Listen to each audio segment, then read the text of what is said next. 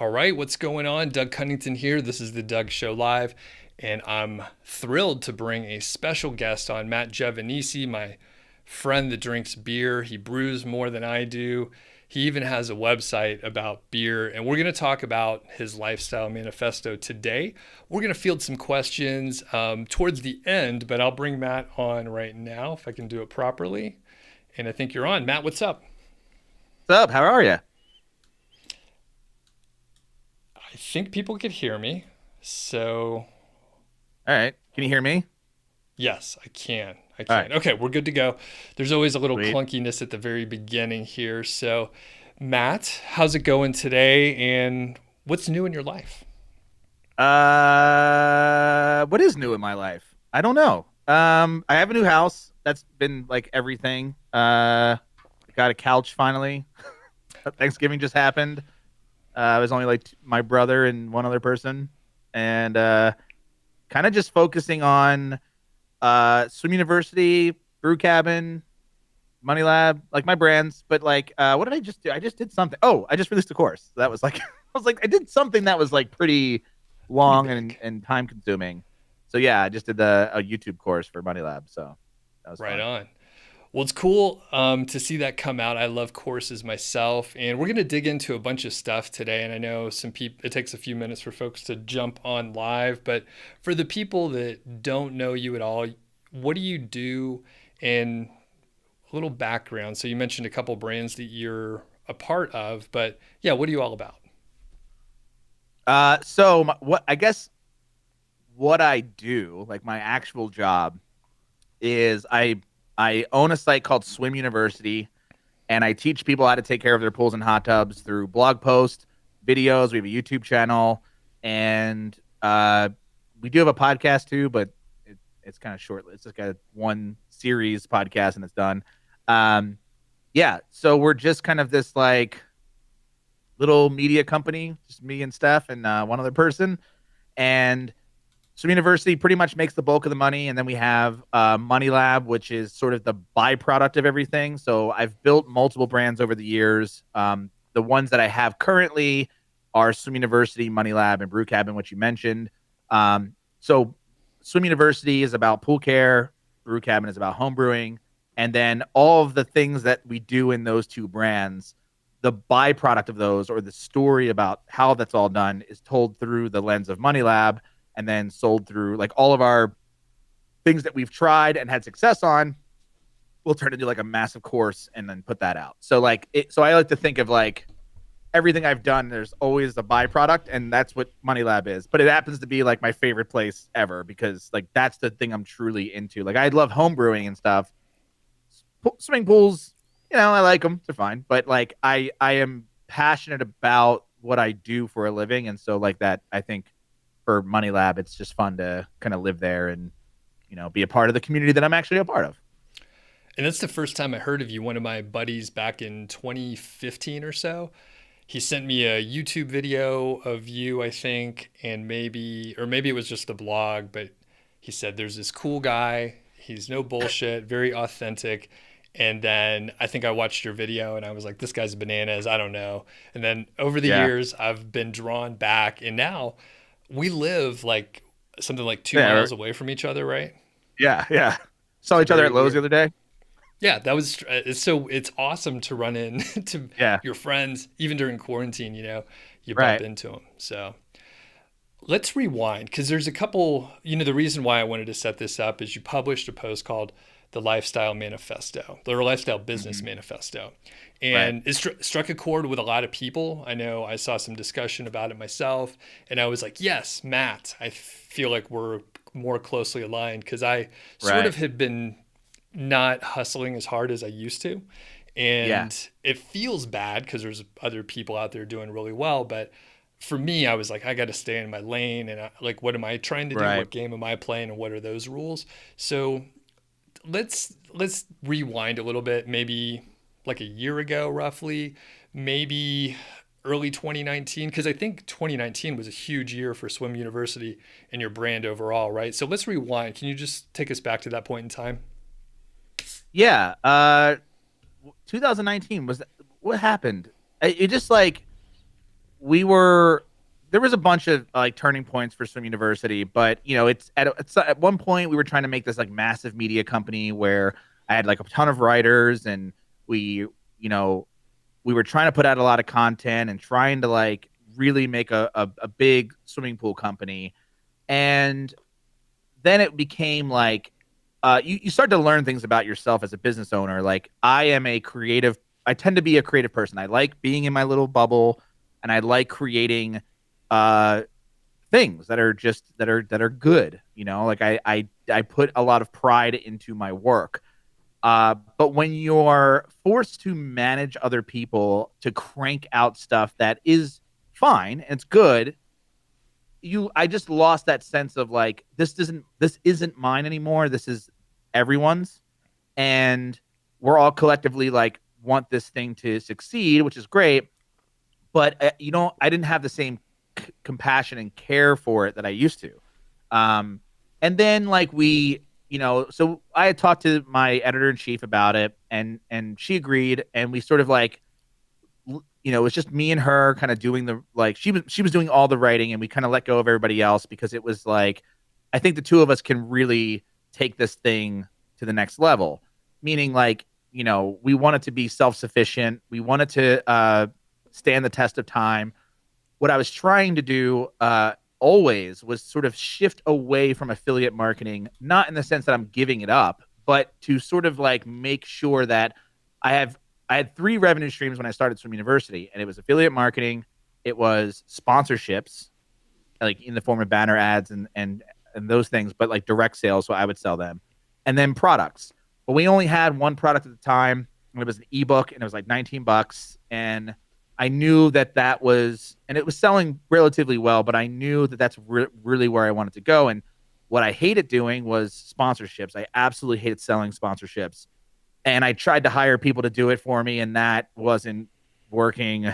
And so I ended up just saying like no to it. I'm like, we're just not going to be this type of website. And plus it felt better because then it truly is an unbiased like resource, and there's no like, I didn't have to write content because a publisher or because a manufacturer who's a sponsor is like, you really should have a post on this product, which is their product. And I'm like, well, I don't really need to. And so like, I just kind of said no to that, but we lost money because we just were like, let's just cut that out. And then affiliate marketing was doing really well, but I was always fearful of it because it's, especially with Amazon, because it's like, well, if Amazon has one board meeting that you're not a part of, which they did twice in the last like 3 years, you kind of like lose money as a business. So it's not a good place to like stake your business on.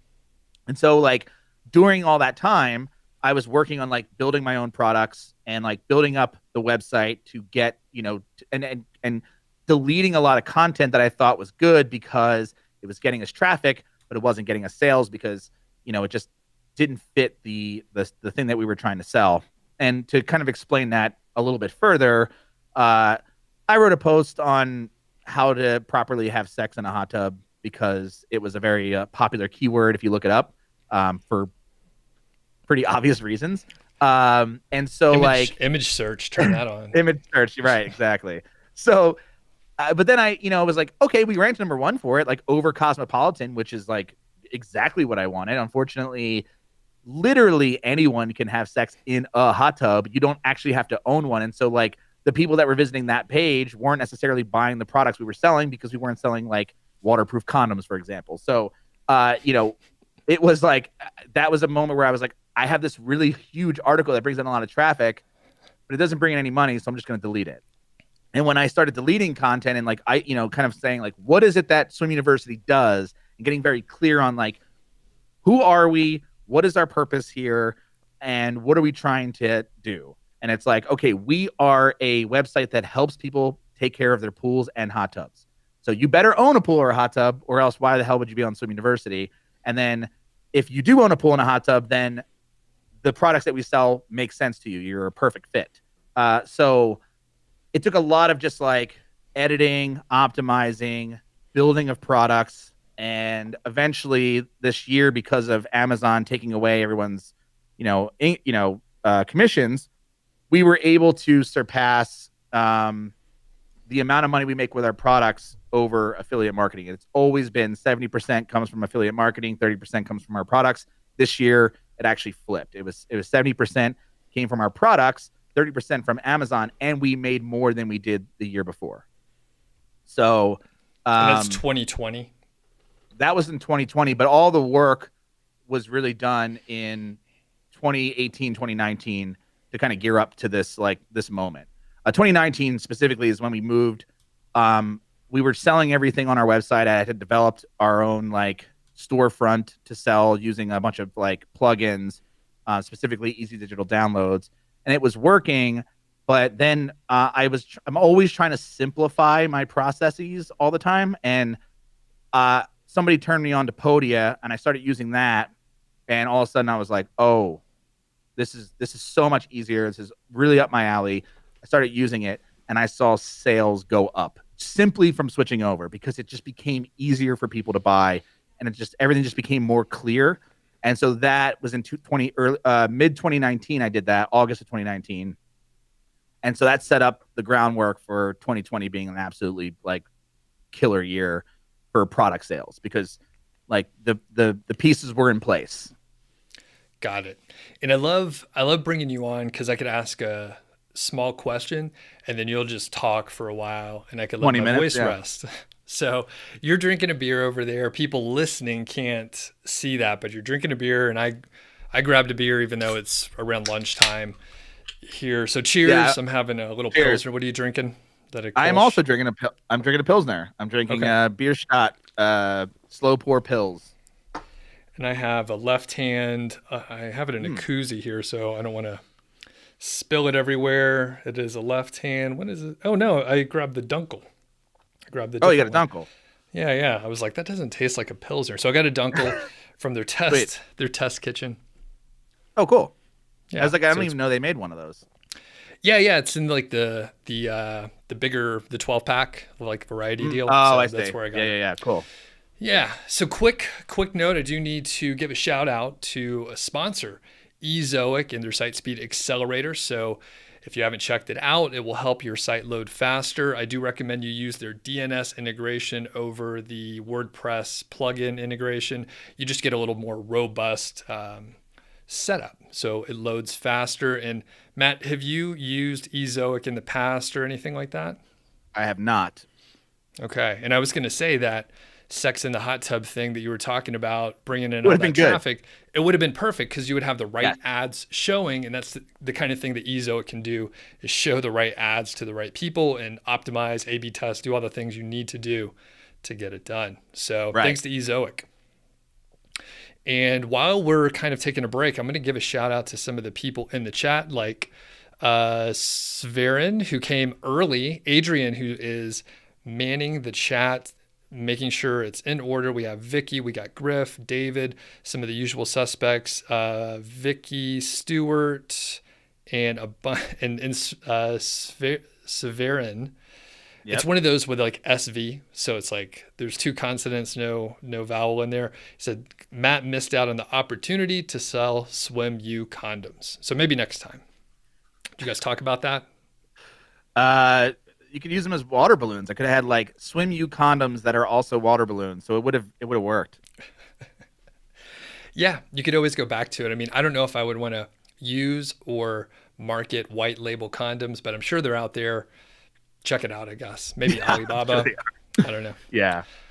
All right, let's swing back to the lifestyle business manifesto. So basically, you worked really hard in 2019. Business grew like crazy. You were setting yourself up for 2020 with digital products. It put you in a good spot to pivot a little bit when Amazon changed the commission rate in April. But yeah, it sounds like you didn't want to be as busy. So let's talk about the manifesto and what the lifestyle business means to you. And how do you define it if some person hasn't heard this term before? What's a lifestyle business? It's a business that allows you to fuck. Oh, sorry. Can I say that? Yeah. We don't run ads. All right. So it allows you to screw off and and not have to worry every waking minute. So I'm not saying that you should do that all the time, but like you can. So if I wanted to take a vacation right now, like tomorrow, my vacation starts and it goes from now until, the end of December, I can safely do that because the business has been set up so that it allows me to have any lifestyle that I choose to have, which means it's just more flexibility, I guess. It's flexibility, freedom, and less stress just in general. So I don't think it necessarily means like, oh, you can have like an awesome lifestyle, because you can certainly have a lifestyle business and like be stressed out constantly with like other, things in life. I just think that if your business is not a stress factor, you're not reliant on clients and bosses and people like demanding of your time and attention all the time, and like, I have to be on this call at X time, I have to do this. Like, you can sort of go with the flow and be whatever. And so like for the longest time, and even like 2018 when I started hiring people, it was still a lifestyle business, but it was slowly becoming like, well, most of this money that I was spending was going towards other people to support the business, as opposed to, being able to like shape the business so that one person or two people who the other person I live with could manage the business and actively like grow the business, and then take all of that money, mostly like the profit, for ourselves and our lifestyle. And I'm not saying like I'm buying a helicopter. It's like I'm not trying to like live a lavish lifestyle. It's the reason to even start. And I learned this from a book called Profit First, and this is where I started like this sort of journey, where the idea is like, why do you have a business? Like, what is the purpose of having your own business? It's to make money for yourself, right? It's otherwise like, what's your goal? And now people certainly have goals to like, they want to, I don't know, they want to start a business because they just like to see things grow. They want to feel ego, pride, whatever those things are that drive people. But for me, it was freedom. It was like not having to answer to a boss, not having to manage 50 people, and not having to like check in, clock out, all of those things. And so there are different types of businesses and different types of lifestyles. And I think it also, you can have a lifestyle business that's brick and mortar. It's really just on your mindset. I think as a great example of this, there's a guy in Longmont who has a store called the Bald Brewer. And every time I go to the store, it's just him. He owns the building and he runs this like homebrew store. And I would consider that a lifestyle business, where he's basically like, he started a business in a thing that he is actively interested in. And he owns a brick and mortar store selling things that he's actually interested in. And he has clients that he actually likes. So, and he can set his own hours because it doesn't matter. And he has the freedom. I know he just like went on vacation recently. So he has the freedom to be like, hey, I'm going to go on vacation. The store might be closed or somebody's going to run it for a week. So I think it's really it's more of a mindset than it is a practice, I think, or a type of business. It's like it's more of a how you feel about your business, and like the decision. It definitely goes into the decision factors of like what you do. Got it. And Bald Brewer, that's where I get my ingredients as well. Same, yeah. I think Mark's his name. Good dude. So Yeah, if you're in Longmont, yeah. you can check it out. But Yeah. I know there was another brew shop that actually had like a tap room in there that went out Yeah. of business. It's over by the Sam's. Did you ever go to that one? I used to drive from Boulder to it because it was the nicest store ever. It was the Brumentit was called. It was like the Walmart of like homebrew shops. It was so nice. But I think that's ultimately it's not a lifestyle business. Like, you were trying to build like a legit hardcore business in something that is like, oh, you overspent. I think, and I don't know if that's actually what happened to them, but it certainly feels like when you kind of start something with like no grassroots effort, but you put a lot of money into it, it's like, it's kind of it's really a gamble. But if you're just putting time and effort into something with very, very little money, it becomes less of a gamble. It becomes more of like a skill set and like a development thing. And you can, and it may not be like the fastest growing overnight success that you want it to be. Which for Swim University, it took 10 years for me to make an actual living off of, for me to make like 40 grand a year on it. That was like revenue, not what I was actually pulling in for myself. It took 10 years, and arguably like 7 years of like bad work and not really trying as hard as I should have. And then 3 years of like very focused, intent work with a foundation that was already there. Doing everything myself, like not hiring out for anything. And that was in a lot of those years was learning website design and learning code and learning how to write and learning how to edit videos and learning how to do graphic design and using these different tools. Like most of those years were just spent learning the skills that I now have to, basically build a site with my eyes closed, and write a blog post with my eyes closed. Not really, but you know where the keys are, so you could type with your eyes closed. I could, yeah. And I think I'm going to tie a couple of these together. So yeah, you got it exactly with Brew Minted.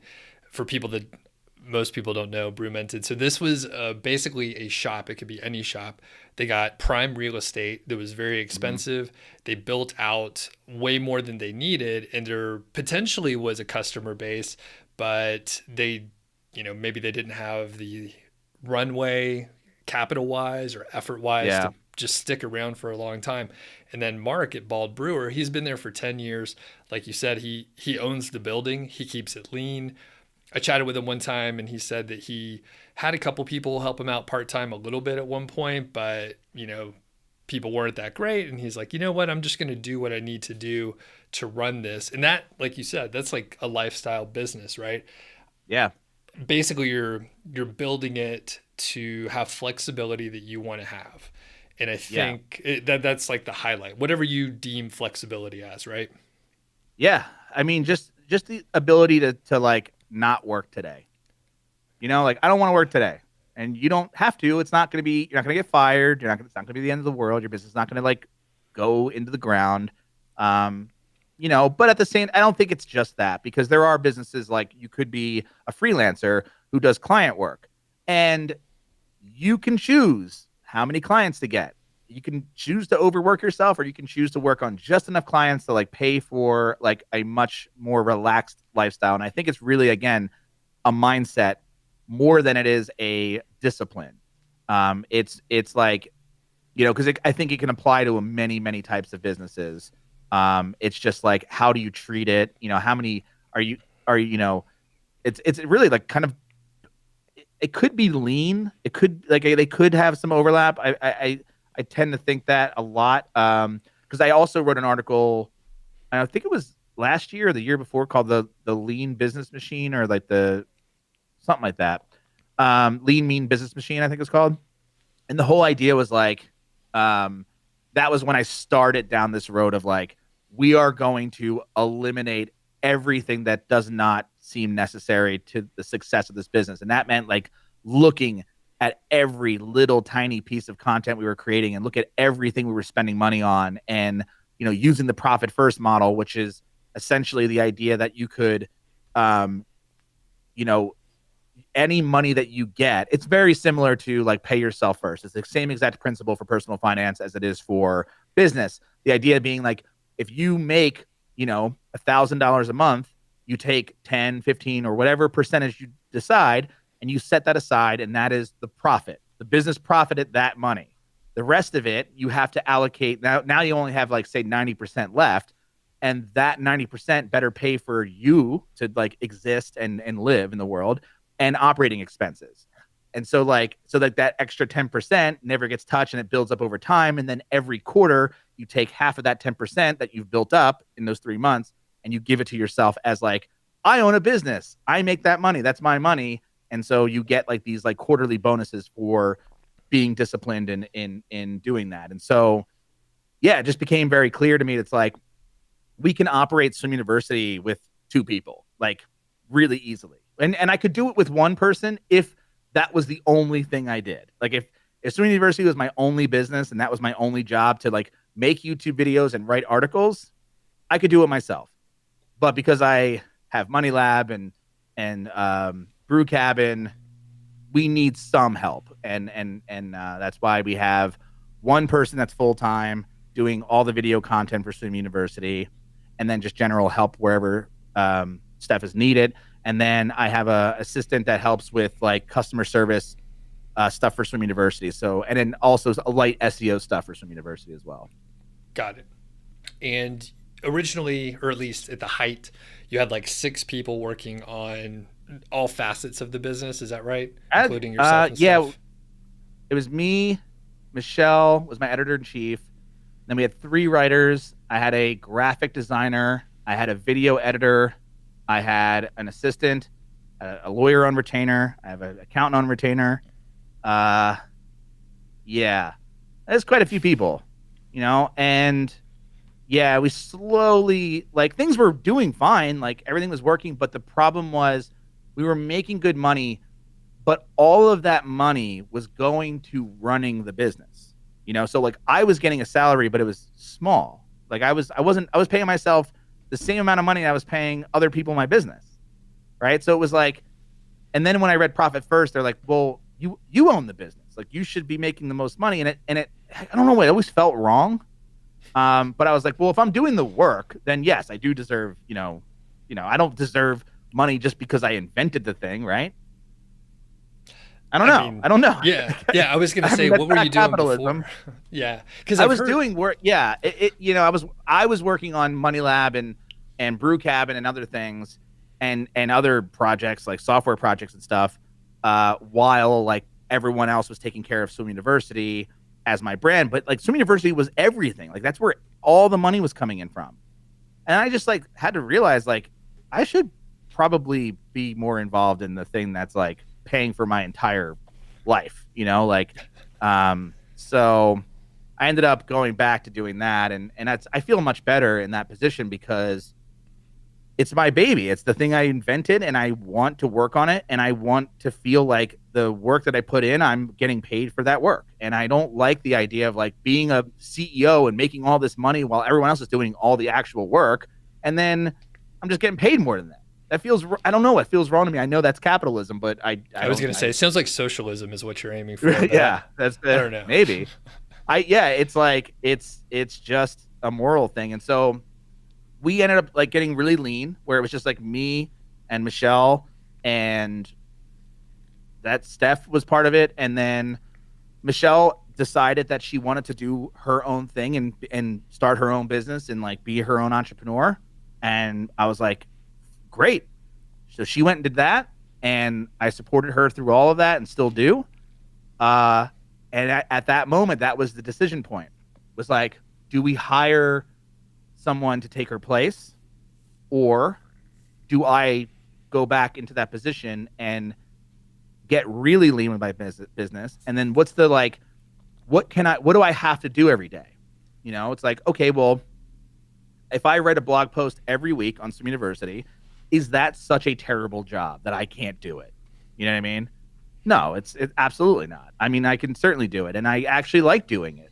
And so I've kind of committed to this idea that like, what's a good job? And yeah, I can own my own business and I can have this ego and puff up my chest and all that stuff, but it's like, it's still a job. And so what do I want to do? Writing blog posts about swimming pools is not that bad.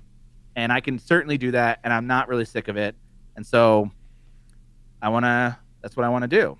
And I want to create. I want to create things. I like doing it. And I don't need to start any more businesses. I'm done.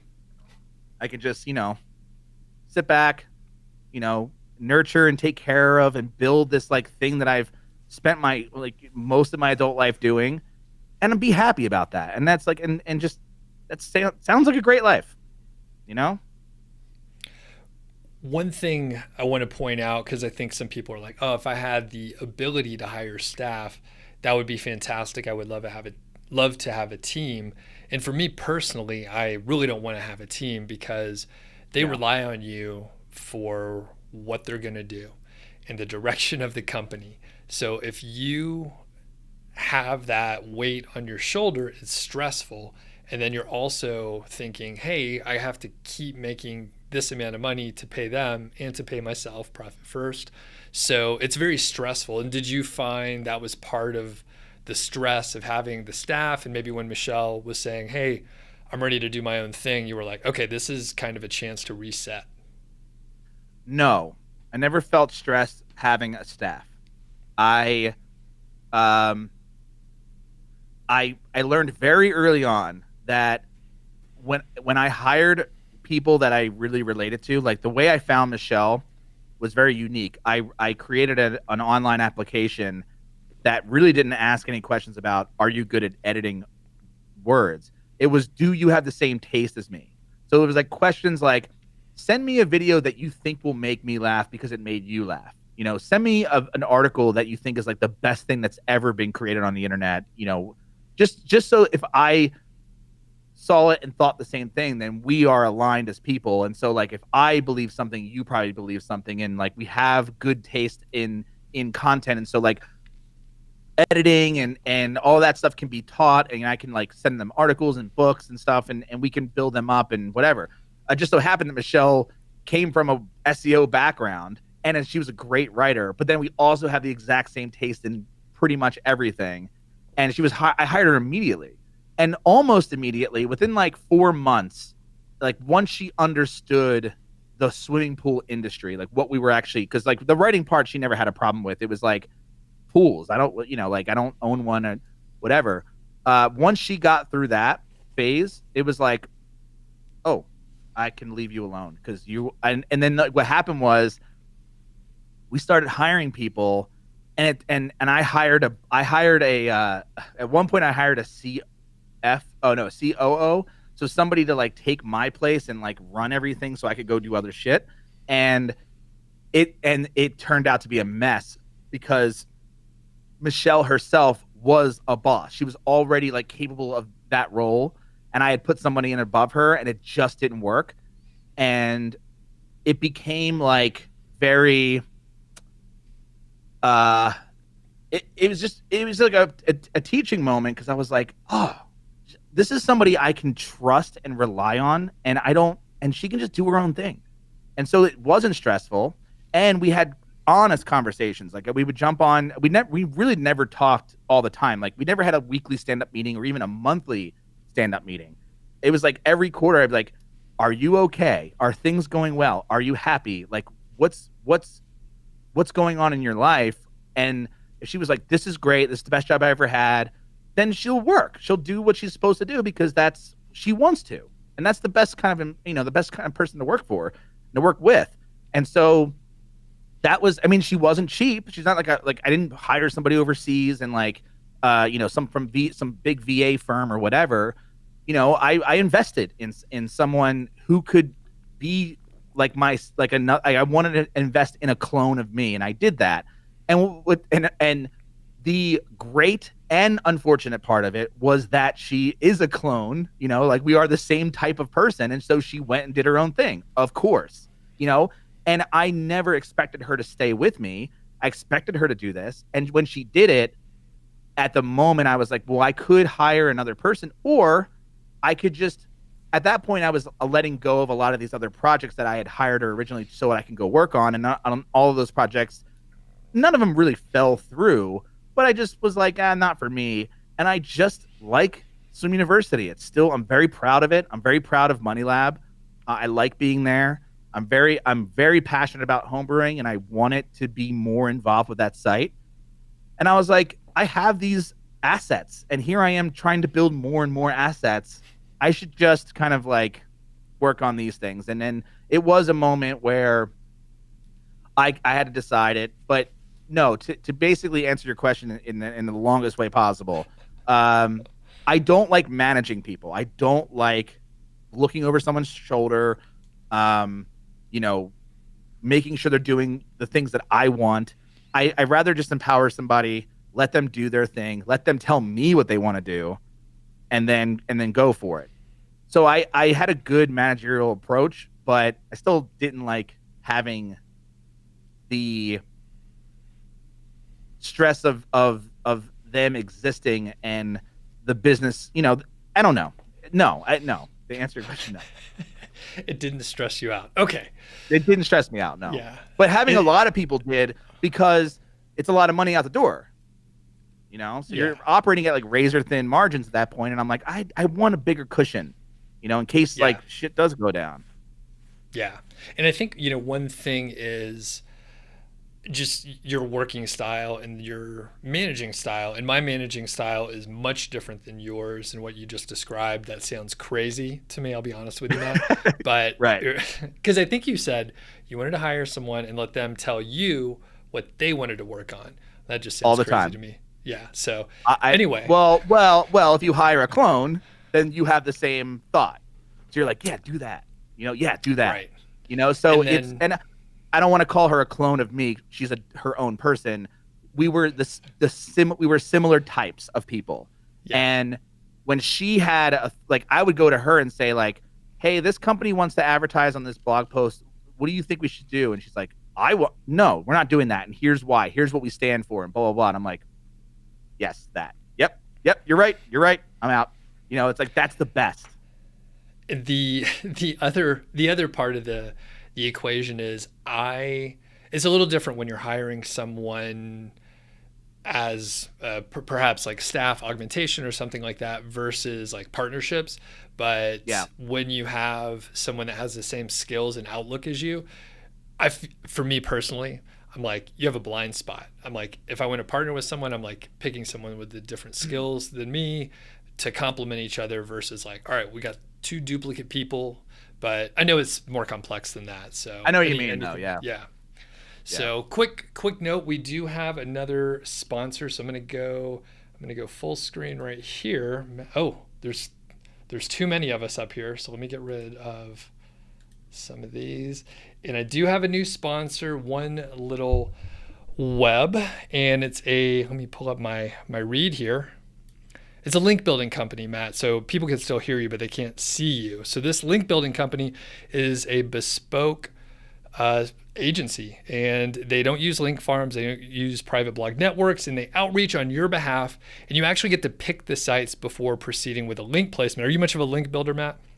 Nope. No, not at all. So you've ever done guest posting or whatever? No. You call yourself an SEO. Okay, so back to OneLittleWeb. They have two different outreach plans. One is domain authority based and the other one is traffic based.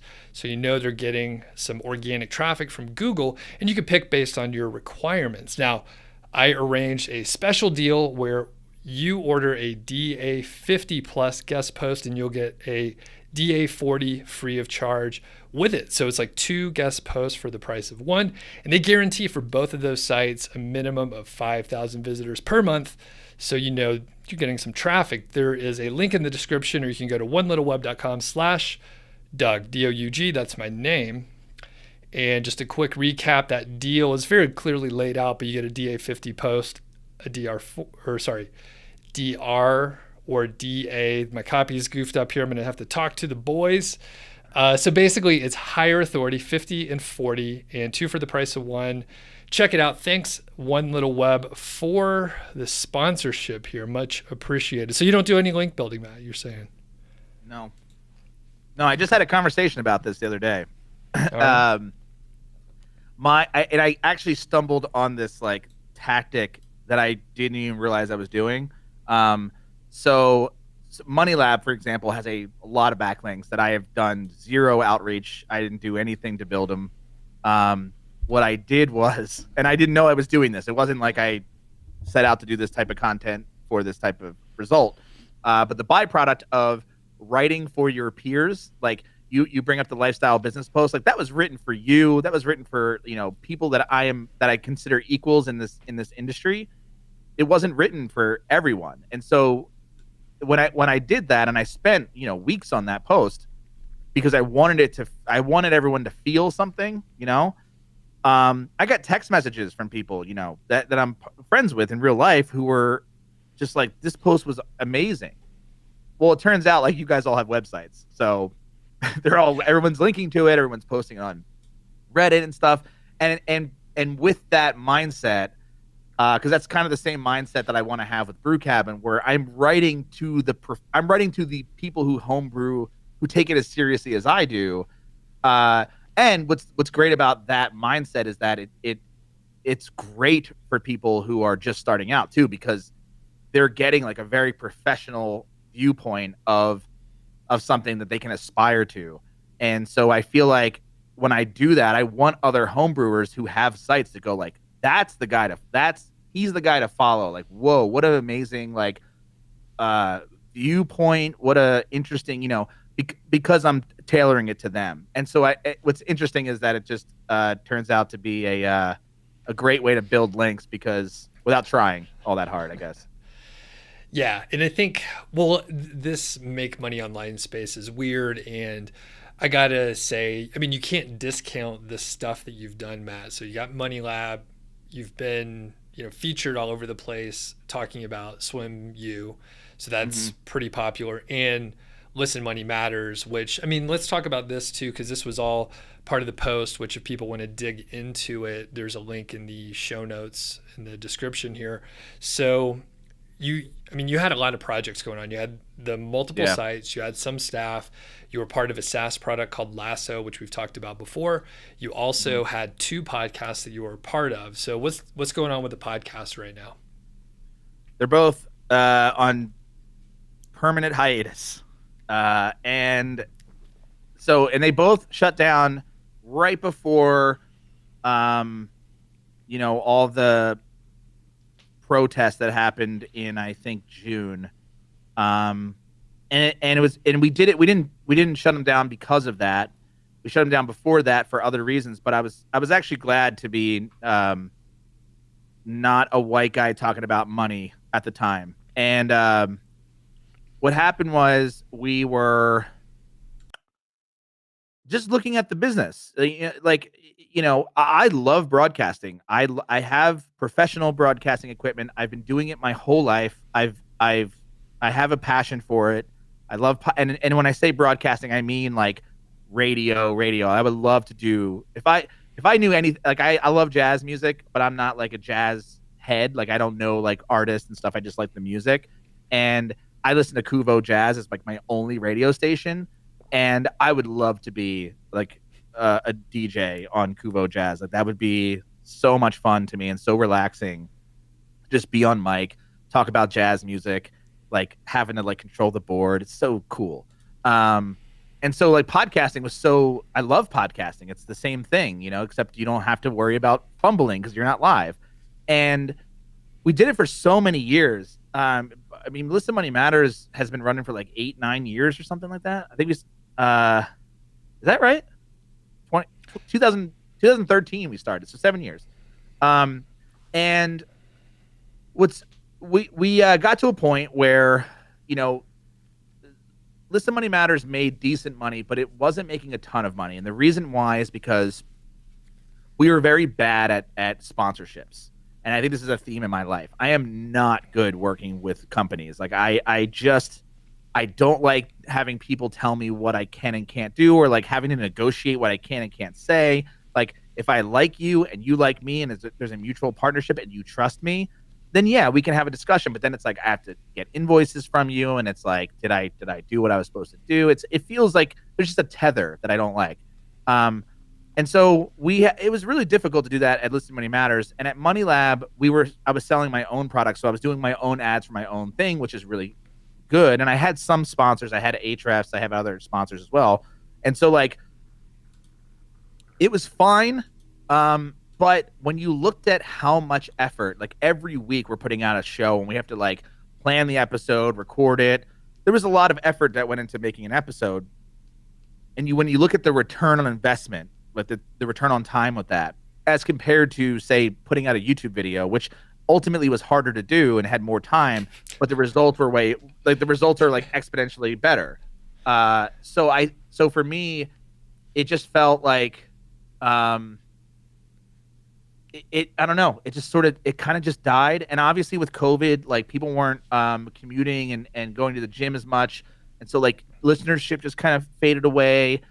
And it's weird because there's a special connection, and I miss that part of like people are like, where is it? What's happening? And I'm like, look, I've gone on record to say what happened, which is basically like, we looked at the numbers, like this isn't lucrative for us, and this is like, it's really difficult to do this show, and we just not dedicating enough time to it. We're not owning this as our platform, and it's always a secondary thing. And so if we had to choose between doubling down on a podcast or doubling down on a video, episodes on video, or even a podcast on video, that's where we felt that our efforts would be more rewarded for the time. So although we didn't do that because that's also hard, and we were just like, and then because of Lasso and working on that, it just became like, putting out content was so difficult because we were so busy on the product itself and building it.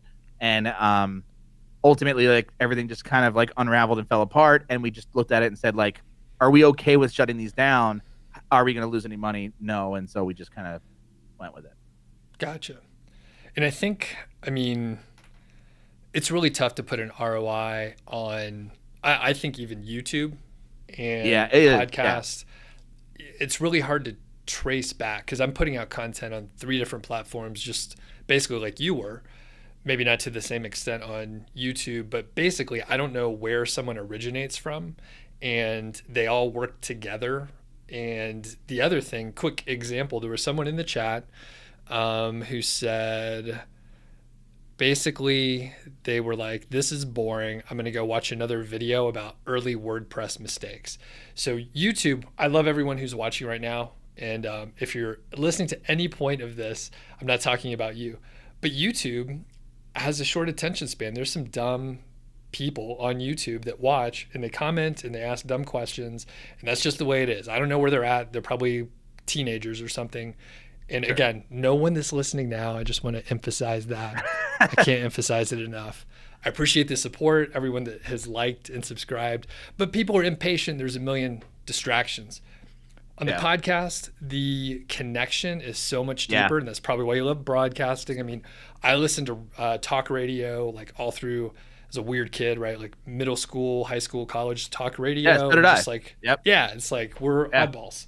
So I totally get it. And, we actually off the record, I won't reveal any of our private conversations, but we had a call and I was like, dude, we got to, like, your podcast is something, like, you got to keep it rolling in some capacity.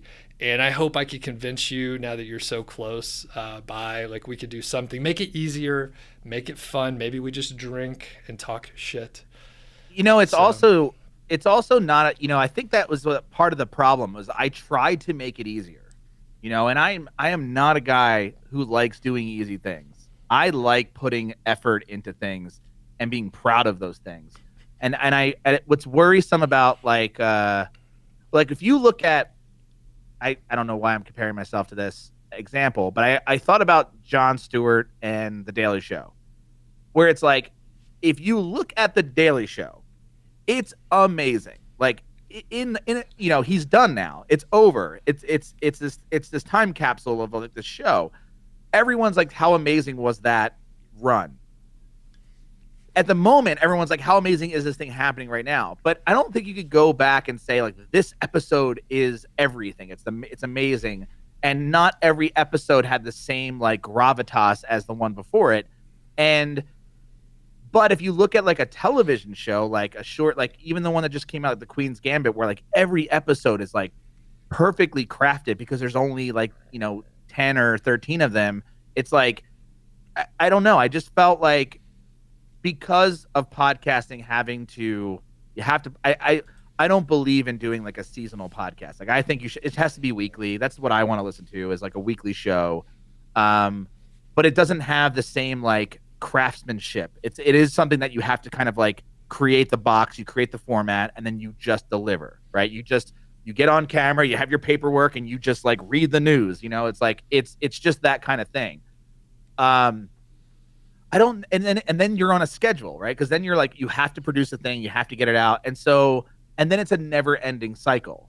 If you get on this hamster wheel of, I never get to stop if I want this thing to continue. Like, I can stop and be Jon Stewart and you have this thing, but like no one goes back and watches old Daily Show because it's not relevant anymore. It doesn't make any sense. It's a moment in time. And like I did this, I'm doing videos for YouTube for Brew Cabin and for Swim University and hopefully for MoneyLab one day. And I have done stuff for MoneyLab. I want those pieces to feel timeless. I want to work on something for like 2 weeks and be like, this is a timeless thing that like it's more evergreen. And I don't know, that's just kind of the way I'm thinking about it. And I'm trying to do something different with YouTube, which is I don't want to do a YouTube like every week I got to put out something because like that's what YouTube demands of you. You look at somebody like Bill Wurr, who puts out like History of the World, and it took him a year to make that video, and he wins everything. And that video's got like, he's forever like the king of his craft. Like he's just like he gets that. He has that piece that he did, and he doesn't make any money at it, which is crazy. But I think there's a balance. I think you could do a mix of both, and that's what I'm going to attempt with Brew Cabin. We'll see. And it's a little bit what we're doing with Swim University. So, right on. And how are you on time? Can we go long today? What's your next thing? Okay. There is no next thing. Lifestyle business. This is it. Yeah, we're drinking. So yeah, it could go on. I'll have to call my wife for reinforcements. Like, hey, bring me another can here. So I'm gonna derail a little bit, but I want to come back to a lot of the stuff that we're talking about.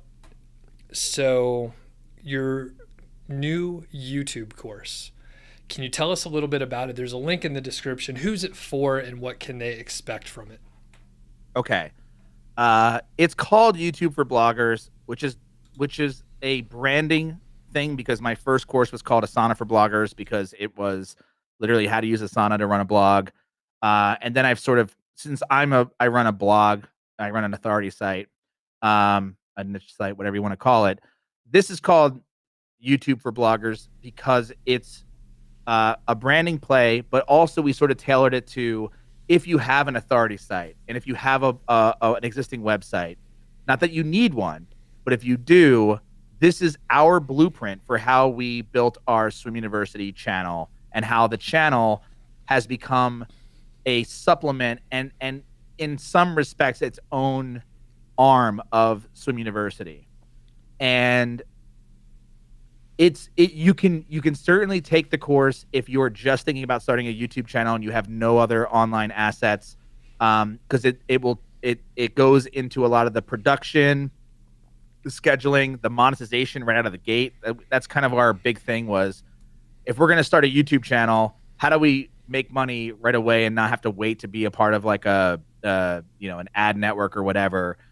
So it's our blueprint for how we built the Swim University channel and how we're making really good money with not a lot of subscribers.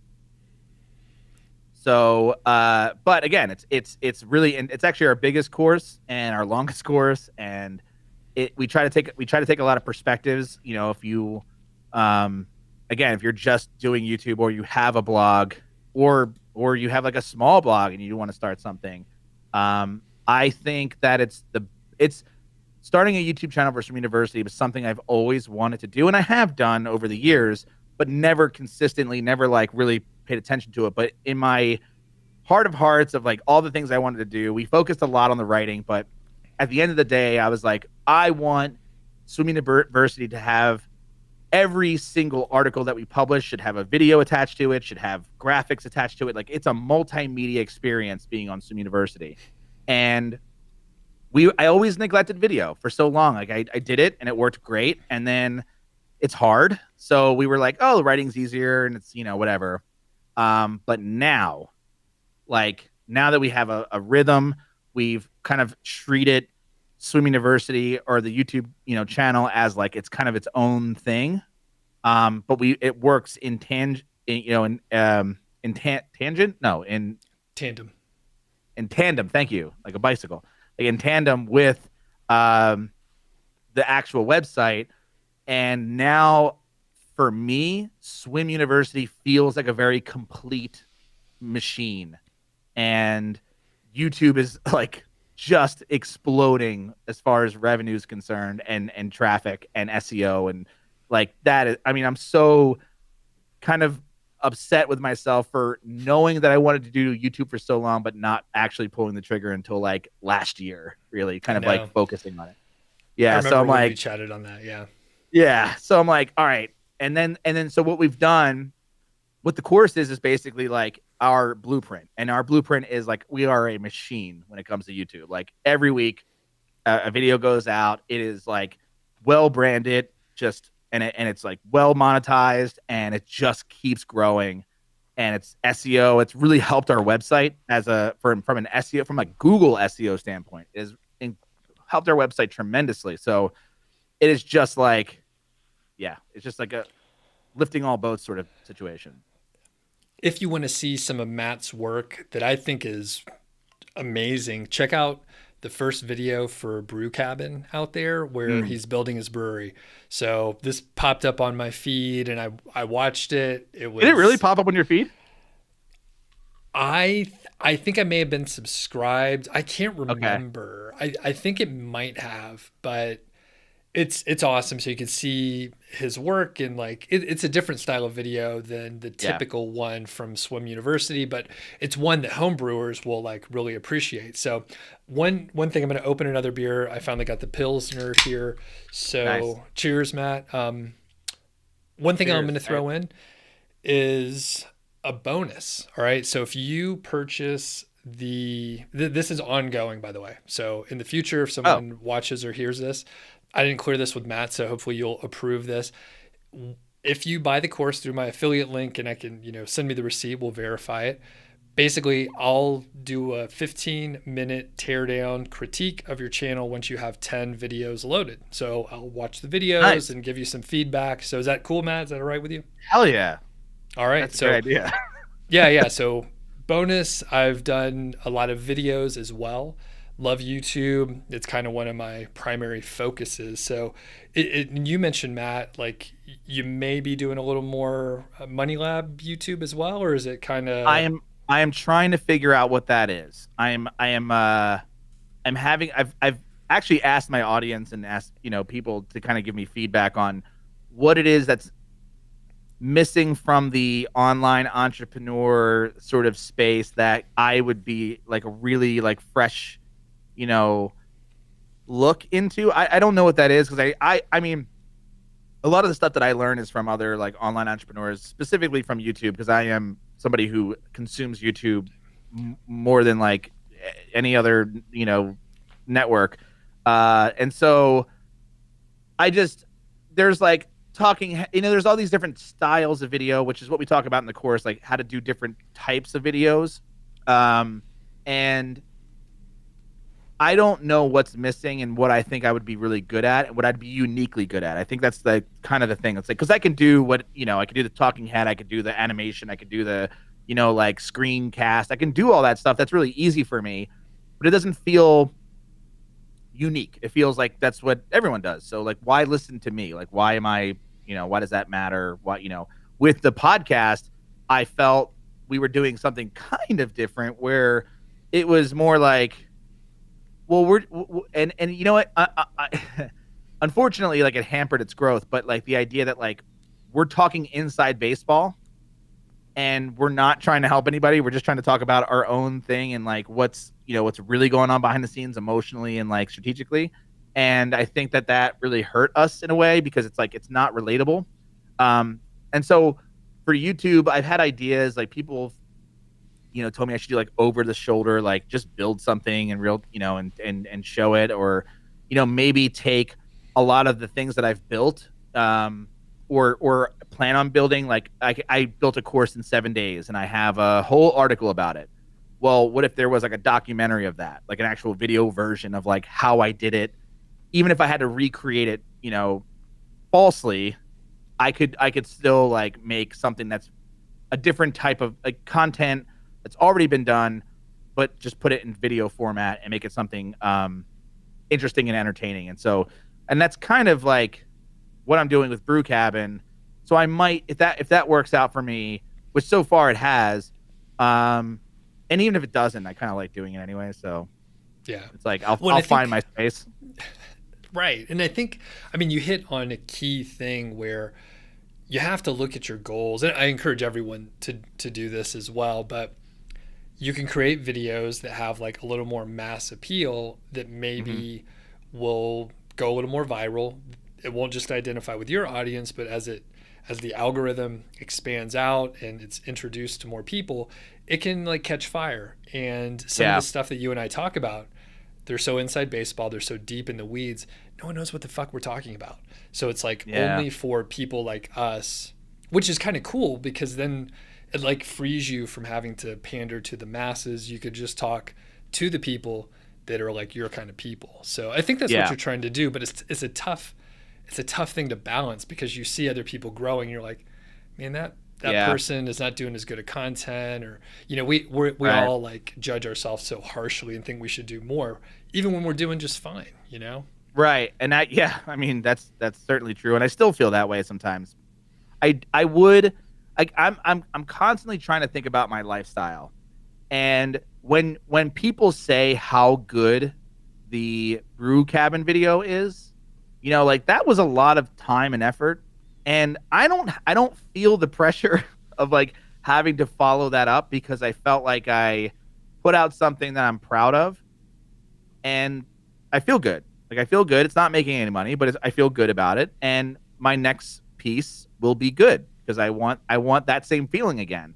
And I feel like if I keep chasing that feeling of everything that I put out into the world should feel good, even if it's a how-to article in Swim University, like it should feel like I really tried. I really, really tried. I went beyond what was expected of me, and even if when I used to work, I used to do that all the time. I used to kind of go above and beyond not because I wanted praise from my boss, but because it made I could sleep better at night. Because I tried really hard, and even if it failed, like, man, let's go back and look at everything that I did because I feel good about it.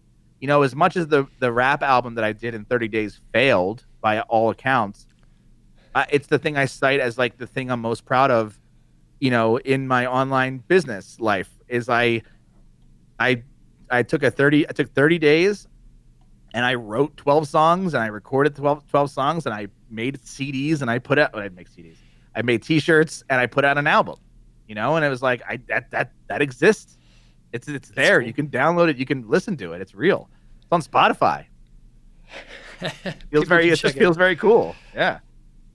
And the key thing here, like over and over, like you finish shit. And a lot of people, myself included, it's really easy to start things and bail before it's time, maybe not even finish. And a lot of people, actually, I'm pretty good at completing things, so I haven't done this in a long time. But a lot of people will have a wake behind them of 80%, 95% finished things, and you can't do anything with a 95% finished car that doesn't have like the tire. Like you need the fourth tire. You need it. So I've done a few of those. There's a few. There's one thing that kind of bums me out that I haven't finished. That's just still there. It's still there, and I still want to do it. So I have this like challenge on MoneyLab called SEO Impossible. And have you seen that? I have the whole like blueprint on like what it is I'm gonna do.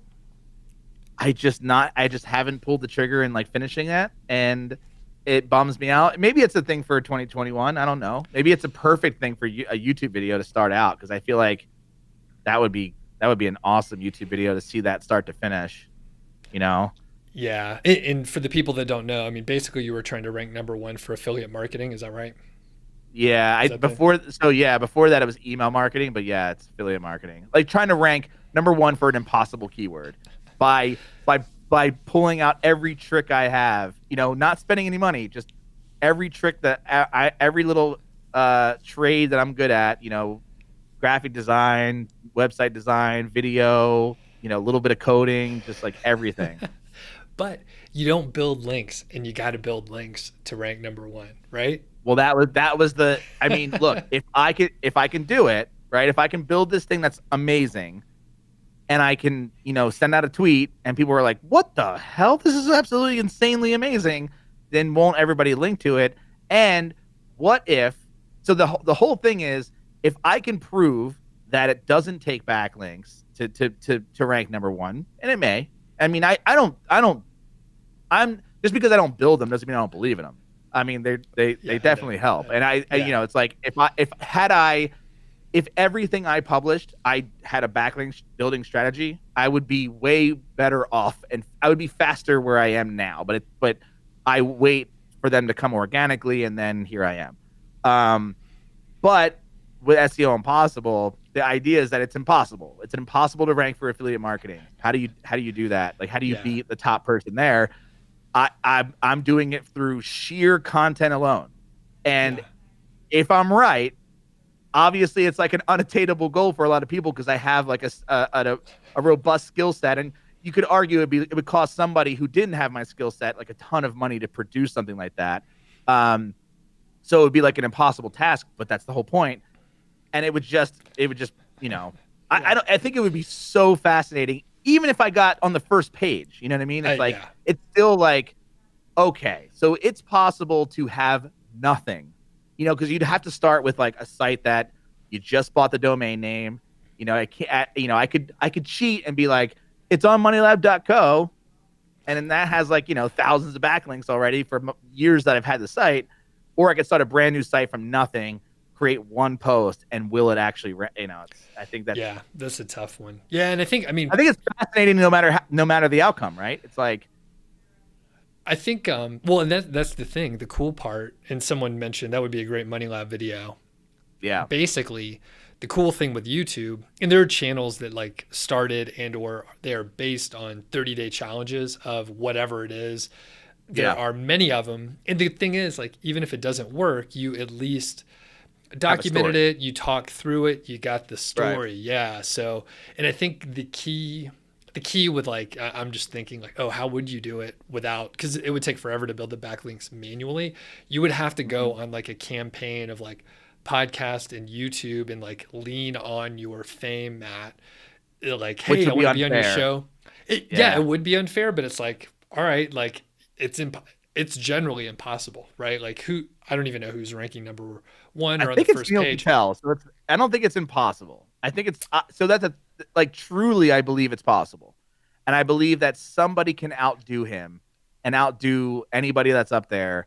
I just think I don't think it takes I mean, obviously there's promotion, but I think you have to do it. So my whole thing is, and this is the homebrewing video as an example, like it's like an over delivery strategy. I looked at that video and I was like, I could just do a vlog like Casey Neistat where it like has lo-fi music and I'm, telling just a general story and I'm talking into a camera. But in my head, I'm like, I hate that style of video. And everyone's just gonna be like, oh, you're just doing Casey Neistat. You're just doing what every other YouTuber does. And so I tried to push, and there's definitely elements of that because that's how I filmed it. So I had no other choice but to do that.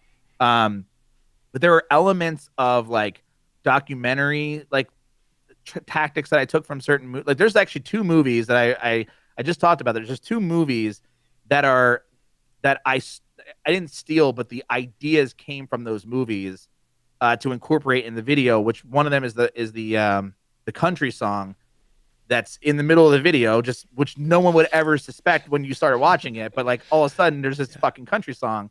And it's a silly parody, but it's from I got the idea from Team America, where like they just sing a song like Freedom Isn't Free.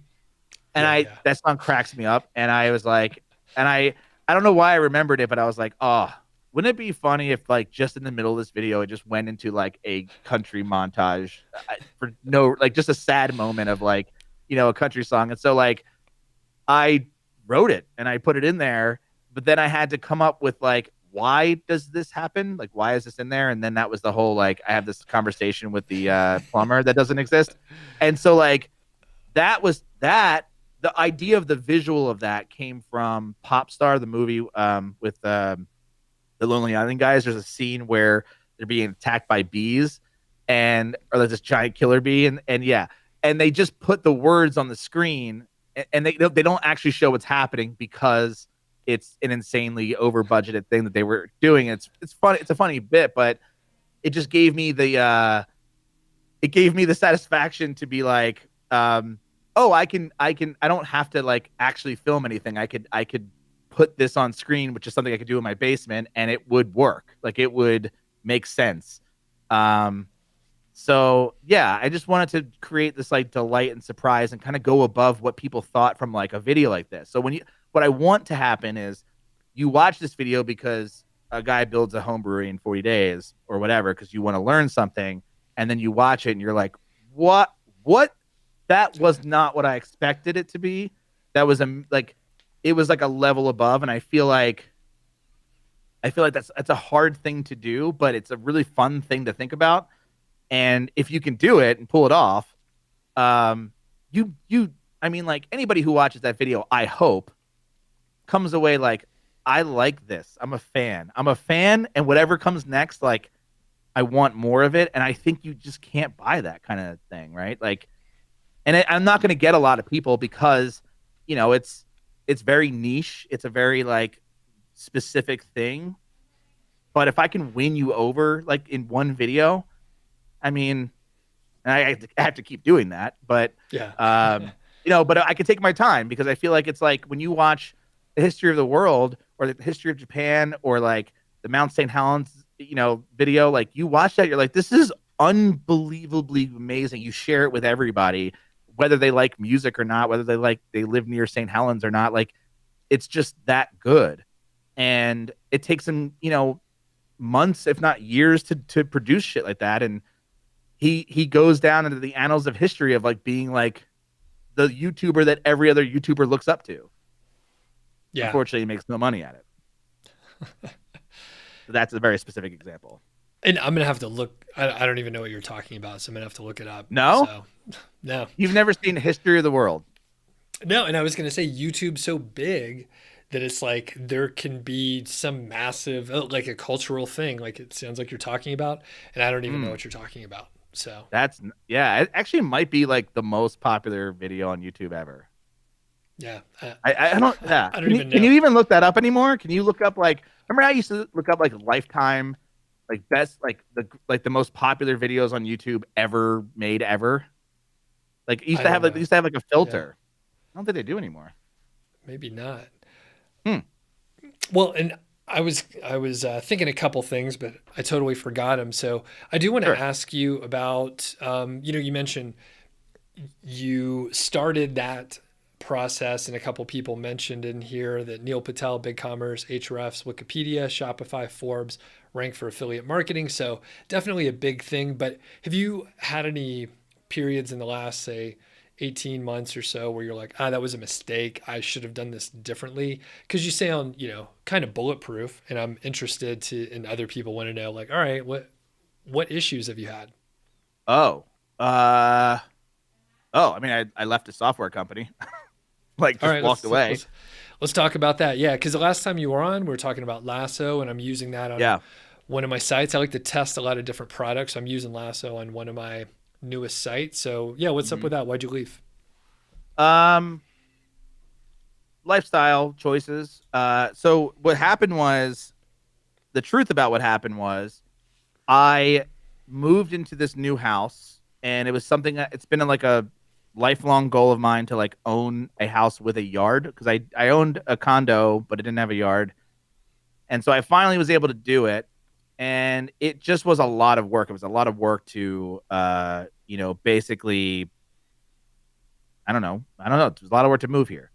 And if I was working a 9-to-5 job, I probably would have taken off a week just to do this, because it was just like setting everything up and fixing things. And there's just a lot. I did, and when I moved into my house the first time, that's exactly what I did. Took a week off of work and like, change light fixtures and paint it and, whatever you have to do. But what happened during that time was I wasn't working on Lasso, and Lasso definitely demands time, because you have to be in the customer service. You have to answer questions. You have to be constantly building and improving things. You have to be constantly producing You can't just be a software company. You have to be a media company too, because you have to promote the thing. And there was this demand of time uh, that I had dedicated a year and a half ish to Lasso. Um, doing a lot of the coding work on the back end, not a lot of it, but like a lot of the front end coding work, the design of it, the website, and then like we tried to hire somebody for customer service and it didn't really work out, so I had to get back into customer service, and we were just trying to figure. So there was a lot of like hats that we were wearing, that I was wearing, and Andrew was wearing, and uh, it just it demanded all of my time. It just was. And so when I went to move, I felt the entire week, I felt this like pull of, this thing needs me and I can't be there, or like I kind of don't want to be there for it because it's just, I don't know.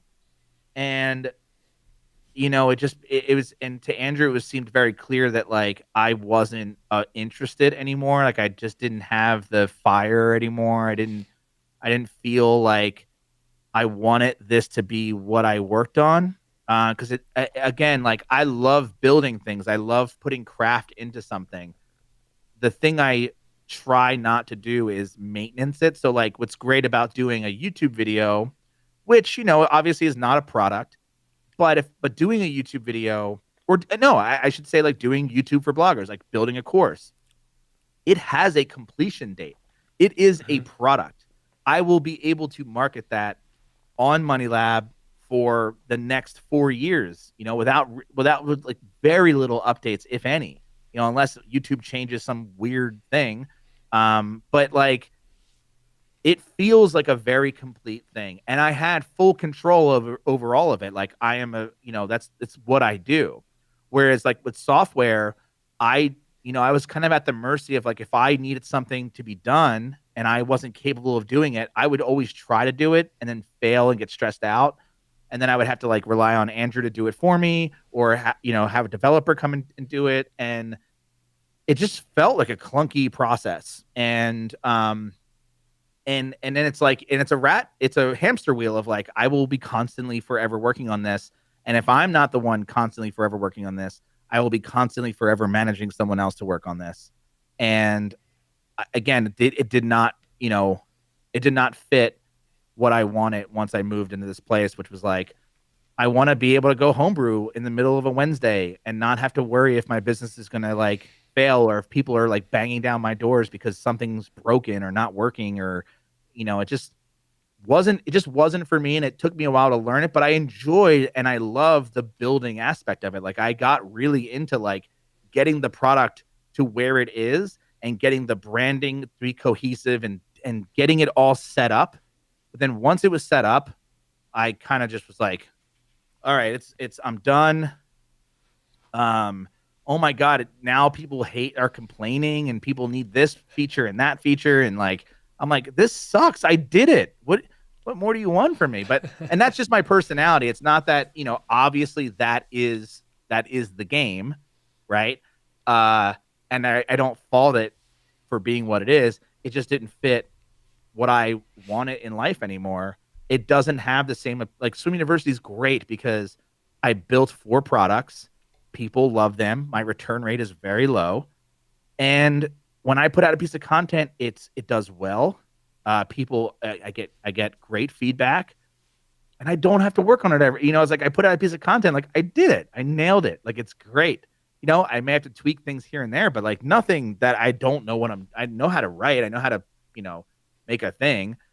So it's a totally different type of work. And once I got the thing that I'm good at done, it felt like, I have to keep maintenance this thing forever. And I have to, in order to make money and feel this sort of tug at like, this thing needs you all the time. It's like a baby that never grows up. And I don't like that.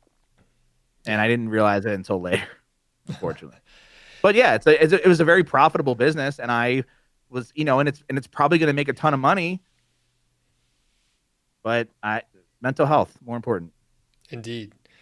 And I think one thing was sort of embedded in your answer is software kind of sucks until like version 2 or 3 or 4, and it's an iterative thing that you have to figure Hmm. out. And you guys were on version 1, I think, when I started using it, and then I think, did you guys push version 2 like over the summer? Is that right? Yeah. It's yeah, I think back in June or July. Yeah. And I used to do software project management, and what I don't want to do is use a beta version or the first version generally, because Yeah. I want a solution to my problem, not a thing where I could help you improve it. Yeah. I don't really care. Like, I treat the software as commodities, and if it doesn't do the job, like, I'm out. I'm not Yeah. interested in giving you Sure. feedback, really. And Yeah, I was same. going to say some of the tickets were for me because I was like, dude, why can we not do this? This is a basic thing. So Hmm. those came in from me, and because I was in software, I'm probably a more of a ball buster than most people would Right. be. Right. And so as a creative sensitive man, I take every piece of feedback as a jab. As Personally, like, yeah, you fucked up. Fix this now. And I'm like, I damn it. It's not. I don't have that like part of my brain where I can turn off like not taking it personally. I take everything personally. So it's like, yeah, if you don't like my homebrewing video at this point, I'm okay because I've not gotten any negative feedback, but like yeah, that one negative feedback is going to hurt. It really is. And so it's like, and it's not something I can help because it's just how I'm designed.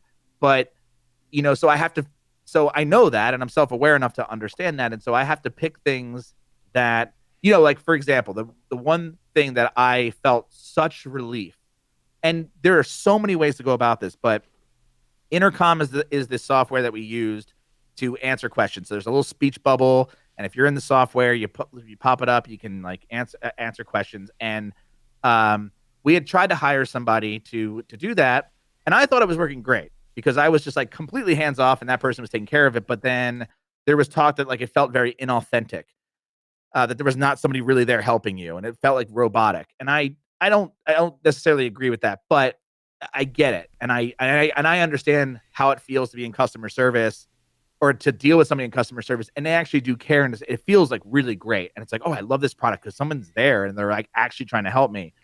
And so we could have spent the money to hire somebody to do that, but I felt that we should do it because we needed to learn the software and we needed to understand our customers. And I felt there was a lot of benefit to that, and I still believe that. The problem is that that icon in my toolbar was something that I haven't had this feeling in a long time. This feeling, it's the same feeling I used to have when I was broke and I had a checking account and I was nervous. Like I had physical reaction to clicking that just to is there any money in that account? Is it zero? Is it negative? Because like, I was always worried it was going to be negative, and I had an overdraft balance of $35 I'd have to pay, and how many days, So there was like a stress factor of just clicking a button on your computer, and that was Intercom for me. Like the number of emails, I'm like, oh, if it was like anything over 5, I'm like, I have to process these. I have to read people like not liking something and I always took it again. I always took it from a personal, like, this person hates what I built, not this person is just trying to help. And so like that moment, like to constantly have that as a part of my life sucked. It's not very lifestyle, it's just not for yeah, me. So it was like, I'm the worst person to be in customer service. I shouldn't be there, but there was a benefit of me being there, which ultimately led to, I probably shouldn't be in this industry because, I clearly can't, I don't have thick enough skin to deal with this. But for some reason at Swim University, at MoneyLab, like I am in total control of the product. I put it out. I know it's completely up to me to make it great. And if something's not great, I know exactly how to fix it, and I can fix it in 2 seconds. With software, it was like multiple, like it took a long time for like somebody like complained about something to it actually being solved, like multiple weeks. And that doesn't sit with me because that's all of that stuff like remains in my brain space, and it's just like, fix it, fix it, fix it. And I'm one person that's like, if there's a problem, go fix it, get it done, and then move on with your life, or find a way to, like, satiate it and move on. So it just, right. it, the industry just did not fit with me.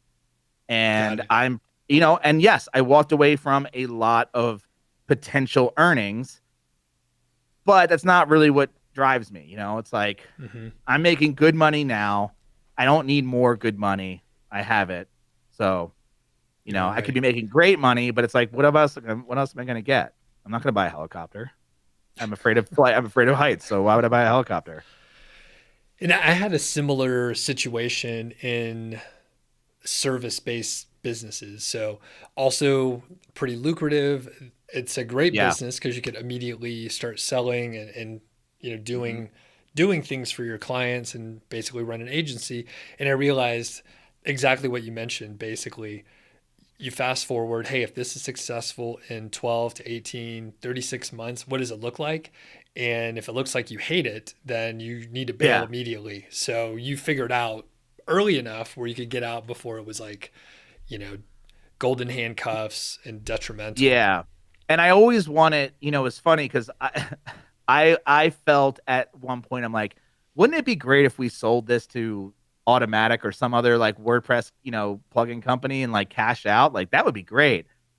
And I was the only one who thought that, you know, and I was like, uh-oh, like that's not a good sign that I'm like already looking for a buyout, you know, and I'm like, and Andrew did not see that at all. He was like, no, this is what I'm going to be working on. Like, but you know, that's what he does software. Like that's what he's interested in. Like he loves that world. Whereas like when it comes to video, I love that world and I love writing in a little bit, but like building a website, I like video, I like creating, you know, like I like content stuff. And I feel like he like we that was our sort of like, well, he's really good at software, I'm really good at content, and that's where we're going to come together and, you know, fill in those weak points, you know. Right. And yes, that's exactly what happened, except I just I don't know, I am so it's so deeply tied into who I am as a person that I have a hard time separating it. So yeah, it just wasn't for me, unfortunately. Got it. But yeah, I've walked away from that and other software companies. This is not the first one. I've done Spruce. I walked away from. I walked away from Earnest, which eventually became Lasso.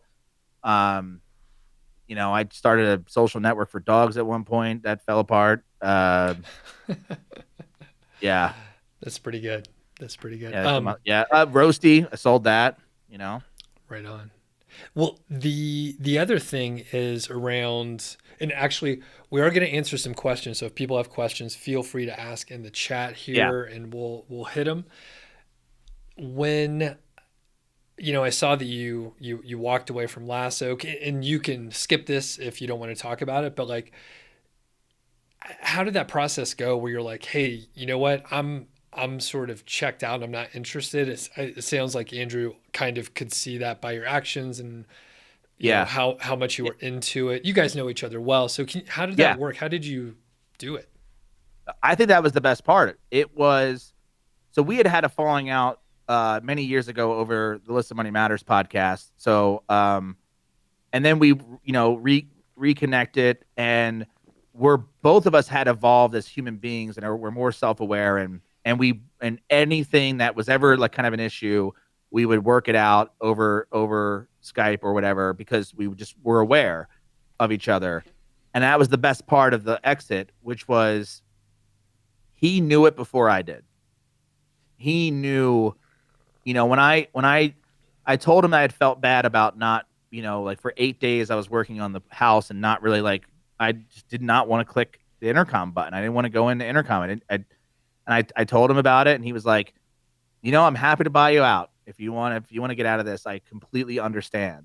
And you know, I had not been thinking of that, but I was like, you know, I was like, you know what? Let me think about that. I talked to Steph. I talked to my parents. I just talked to like myself, you know, in the mirror, and just was like, am I going to feel better, or am I going to feel FOMO? Like, do I have FOMO? Is that something that like I've had in the past? That like, am I jealous of other people? You know, like, of you know, projects that I've left before? And it was like this wrestling, like, you know, am I going to feel relief or am I going to feel regret? And I had to make a gamble on what feeling I was going to have. And maybe not even a gamble. I had to like choose which one I decided I was gonna do, and I chose relief. And I am, like it was so amicable. It was like an amicable, like, okay, and he was like, I get it, man. I get it.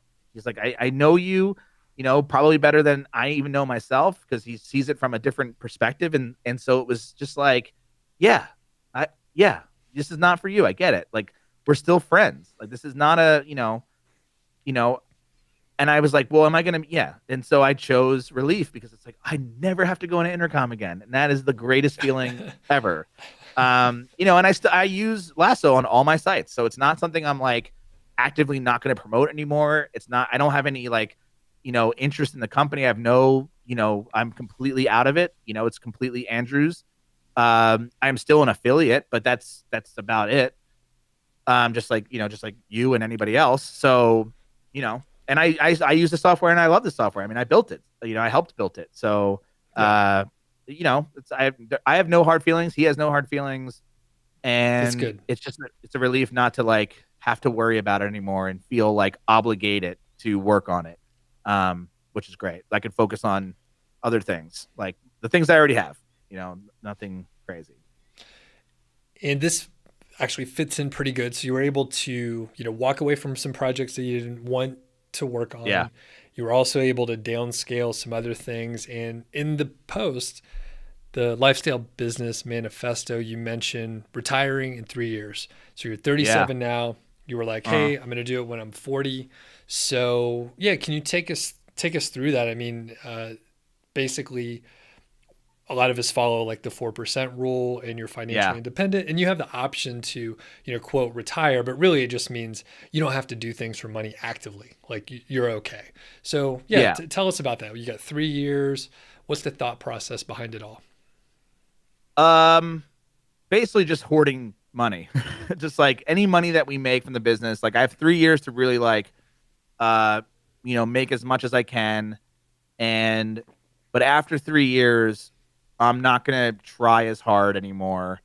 And I'm just going to do what I want to. I mean, I kind of am there now, in a way, but I want to have enough money put away where I could coast out the rest of my existence and I don't, and it doesn't need to, I'm not talking about like a lavish, lifestyle or anything, but like, I just want to be able to like not work for an entire year, when I say that, I'm like, I'll just brew beer and ship it to like my friends for an entire year, and that's my job. Or like, I'm going to go make a documentary that has nothing to do with anything, and, or go make an album for my own fun. Like, I could do all those things now, and I plan to, but I just right now I feel like if I'm not working on the company, it's just gonna it'll do this, and it'll start to slowly do that the longer I don't actively do anything. Um, and so I want to keep it going like this, perhaps going up, and then at 40 I want to just let it sort of coast out, and then just collect whatever is left at the end, have enough money to basically live out my existence. And of course, that probably, like, I want that ability.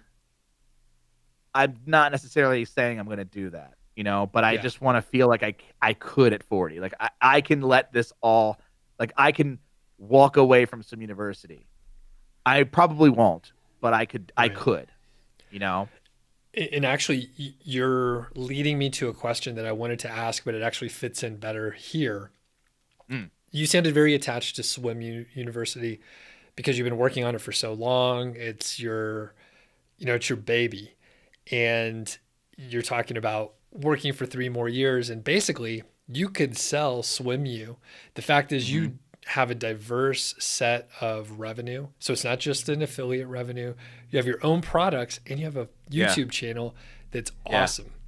And you could sell it for a much higher multiple than the standard that's out there.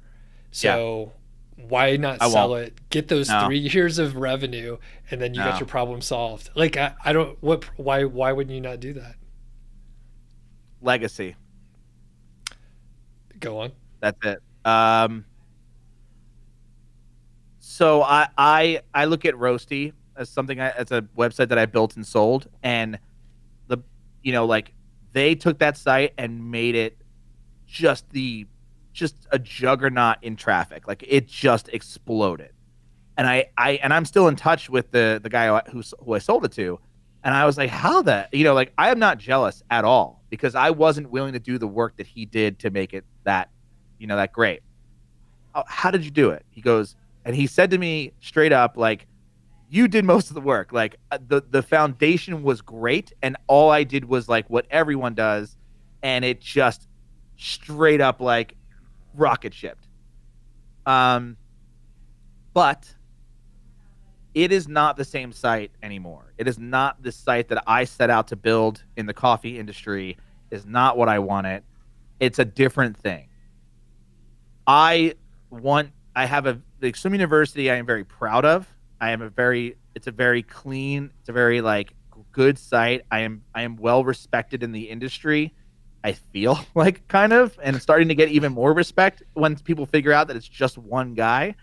And I want that to remain. I want Swim University to be a resource that if somebody like, I'm afraid that someone's going to buy it and they're just going to like, fill it with ads and fill it with like, junky, clunky, just promoting products that suck and just making ugly images and just making it look junkier, because that's what happens, it's not going to be another, creative person buying it. It's going to be another business owner who's adding to his portfolio or her portfolio, whatever. I worry about that. I don't want that for Swim University. I don't, and probably for Brew Cabin as well, only because I'm so they're so close to me. Coffee was never something as a passion. I've never been that passionate about it. I do love coffee. I do drink coffee, and I do like making great coffee, and I do spend money on coffee, but it is not something I'm like deeply passionate in, or is tied to me as a, like, no one goes like, oh, Matt, he just loves this. He's such a coffee guy. He loves his coffee. All he fucking talks about is coffee, coffee, coffee. I'm not. It's just it's just something I like. It's like, if I like tuna fish, but I'm not going to start a website on tuna fish recipes. Like, I'm just, so it was something that like, and it was an experiment when I first started it in like, can I take everything I've learned about Swim University over the last 10, 15 years and apply it to a completely different industry and build something quicker? And I was able to do that. I proved it to myself. I proved it to the people who were following me at MoneyLab, and I sold it. And, people were upset at me for selling it because they're like, I would have bought it. Like, I would have made it great, and I would have done this. And, why you sold it, and, some other guy made a ton of money off of it. And I'm like, great. That's because it was the thing I wasn't willing to do. It wasn't why I started it. Yeah. So, yeah, I don't have any regrets over selling that. I needed the money at the time, because I was in a lot of debt from mistakes that I had made in my business, and I wasn't in love with the site anymore. And it's like, it's very easy to walk away from something that, like, I'm not going to work on it, but if somebody wants to work on it, I'm sure they're going to do well with it. And of course, like, just unbelievably well with it. Very good. Yeah. And with SwimU, you just have like a deeper connection, and you don't want to see it trampled upon. It feels very tied to me as it feels very like a part of me. Yeah. It's my face is on like every thumbnail, my face is all over that site. It is very, yeah. And it's just something I've been doing since I was 13 years old. So it's just like, it feels very personal. Yeah. So it'll be with me forever. It will never be sold. That's kind of cool, because I don't feel that connection with my stuff. And a couple weeks ago, someone asked me like, oh, would you sell Niche Site Project? Which I'm all over that and the channel. Yeah. And I mean, my branding is all mixed up, but I'm like, maybe, I don't know. Like, I have a price. I don't know what it is, but I'm sure someone could find it. Yeah. It's same with MoneyLab. Like, I don't think anybody would want to buy it because it's so it's basically Giovanisci.com. It's a me site.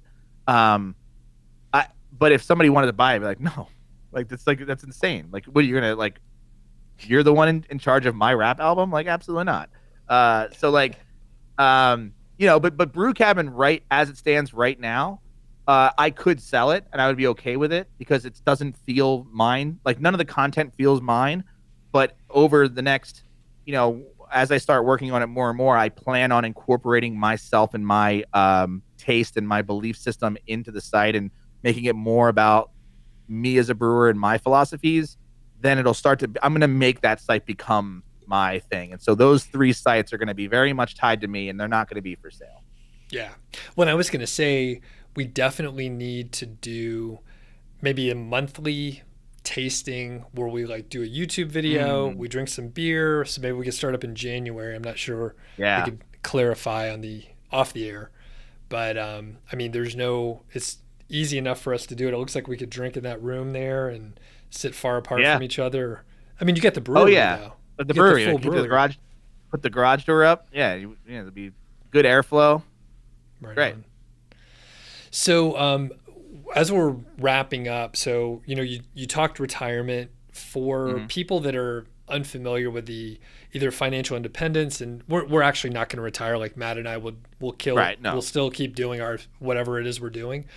Yeah. But gotta work. For the people that don't follow along, like what do you need to do to be able to feel confident in stopping work or have the independence and freedom and flexibility to do so?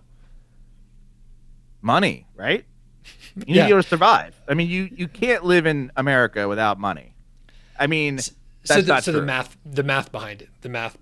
So the math behind it is fairly simple, although it's like it feels very pie in the sky. But let's just take this for example. You have $1 million in a index fund. So I'm not talking about $1 million in a checking account or $1 million in a savings account. I'm talking about $1 million in some sort of like, it can be low risk index fund, whether it's with Vanguard or you can do something like Betterment or whatever, but it has to be index funds because otherwise there's different complications. But if you had $1 million in the index fund system in the stock market,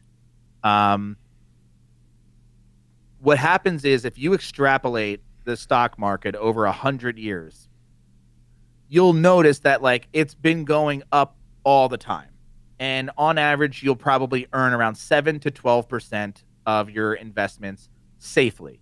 Now, obviously, there are times where like in 2008, in 1981 or 1980, and then like 1939 and like other ones in between where there's drops. And the thing is that makes sense when it's very short term, which is why you can't just play the stock market. It's not like you're going to Atlantic City and playing the stock market. You have to pull back. And the further you pull back, the more you'll realize that it's on an upslope. Now, if you were to have $1 million currently right now in the stock market, in an index fund or multiple index funds, you could safely withdraw 4% or 3.5% or whatever. But basically, if you assume that you're going to make conservatively 7% over your lifetime, then if you withdrew 4%, that means you would still be earning 3%, which is larger than inflation. Inflation's around 2%, right, every year. So if you can draw 4% on $1 million every year, that's $40,000 a year. So if you can live off $40,000 a year, then if you had $1 million in the bank, you could retire and forever earn $40,000 a year or the equivalent of that as inflation goes up, because you'll be earning more than what inflation is. Right. Now, obviously, there are years where the stock market isn't doing well. And so there will be like these dips and moments where you may not be able to take 40 grand that year, but neither will anybody else. Yeah. And obviously, if you have 2 million, that's 80 grand. If you have 3 million, you do the math. Yeah. But if you can, but the whole FIRE movement is this idea that like, hey, if you can survive on $40,000 now, but you're making 80,000, well, then you could save $40,000 a year, and every single year you save that $40,000 in a matter of like 15 years, you now have $1 million, or whatever. I don't think that math works. I think it's 20 years, but it's possible. Yep. So, and then there's obviously like there's real estate, there's other little like avenues, and 7%, that's the conservative, route, of course. If you start a business, you can make, 200, 300, 400 millions of dollars a year and still live like a normal person at like $40,000 a year, $50,000 a year. And the rest of that just goes into an account or it gets invested. and you'll be much closer to being able to actually be financially independent, which is, I think, the key words there. Instead of retiring early, right? You're basically, what it means is like you are free from having to work for money. The money works for you, and that's how you're paid. Well said. Well said. And Thank you. the other way, I mean, the trickiest part of this for most people is figuring out your expenses, like your true expenses. A lot of people don't have a good handle on that. I didn't until I got married, and my wife is a lot more budget oriented. Yeah. Not that I went out and like blew money, but I was just like, Sure.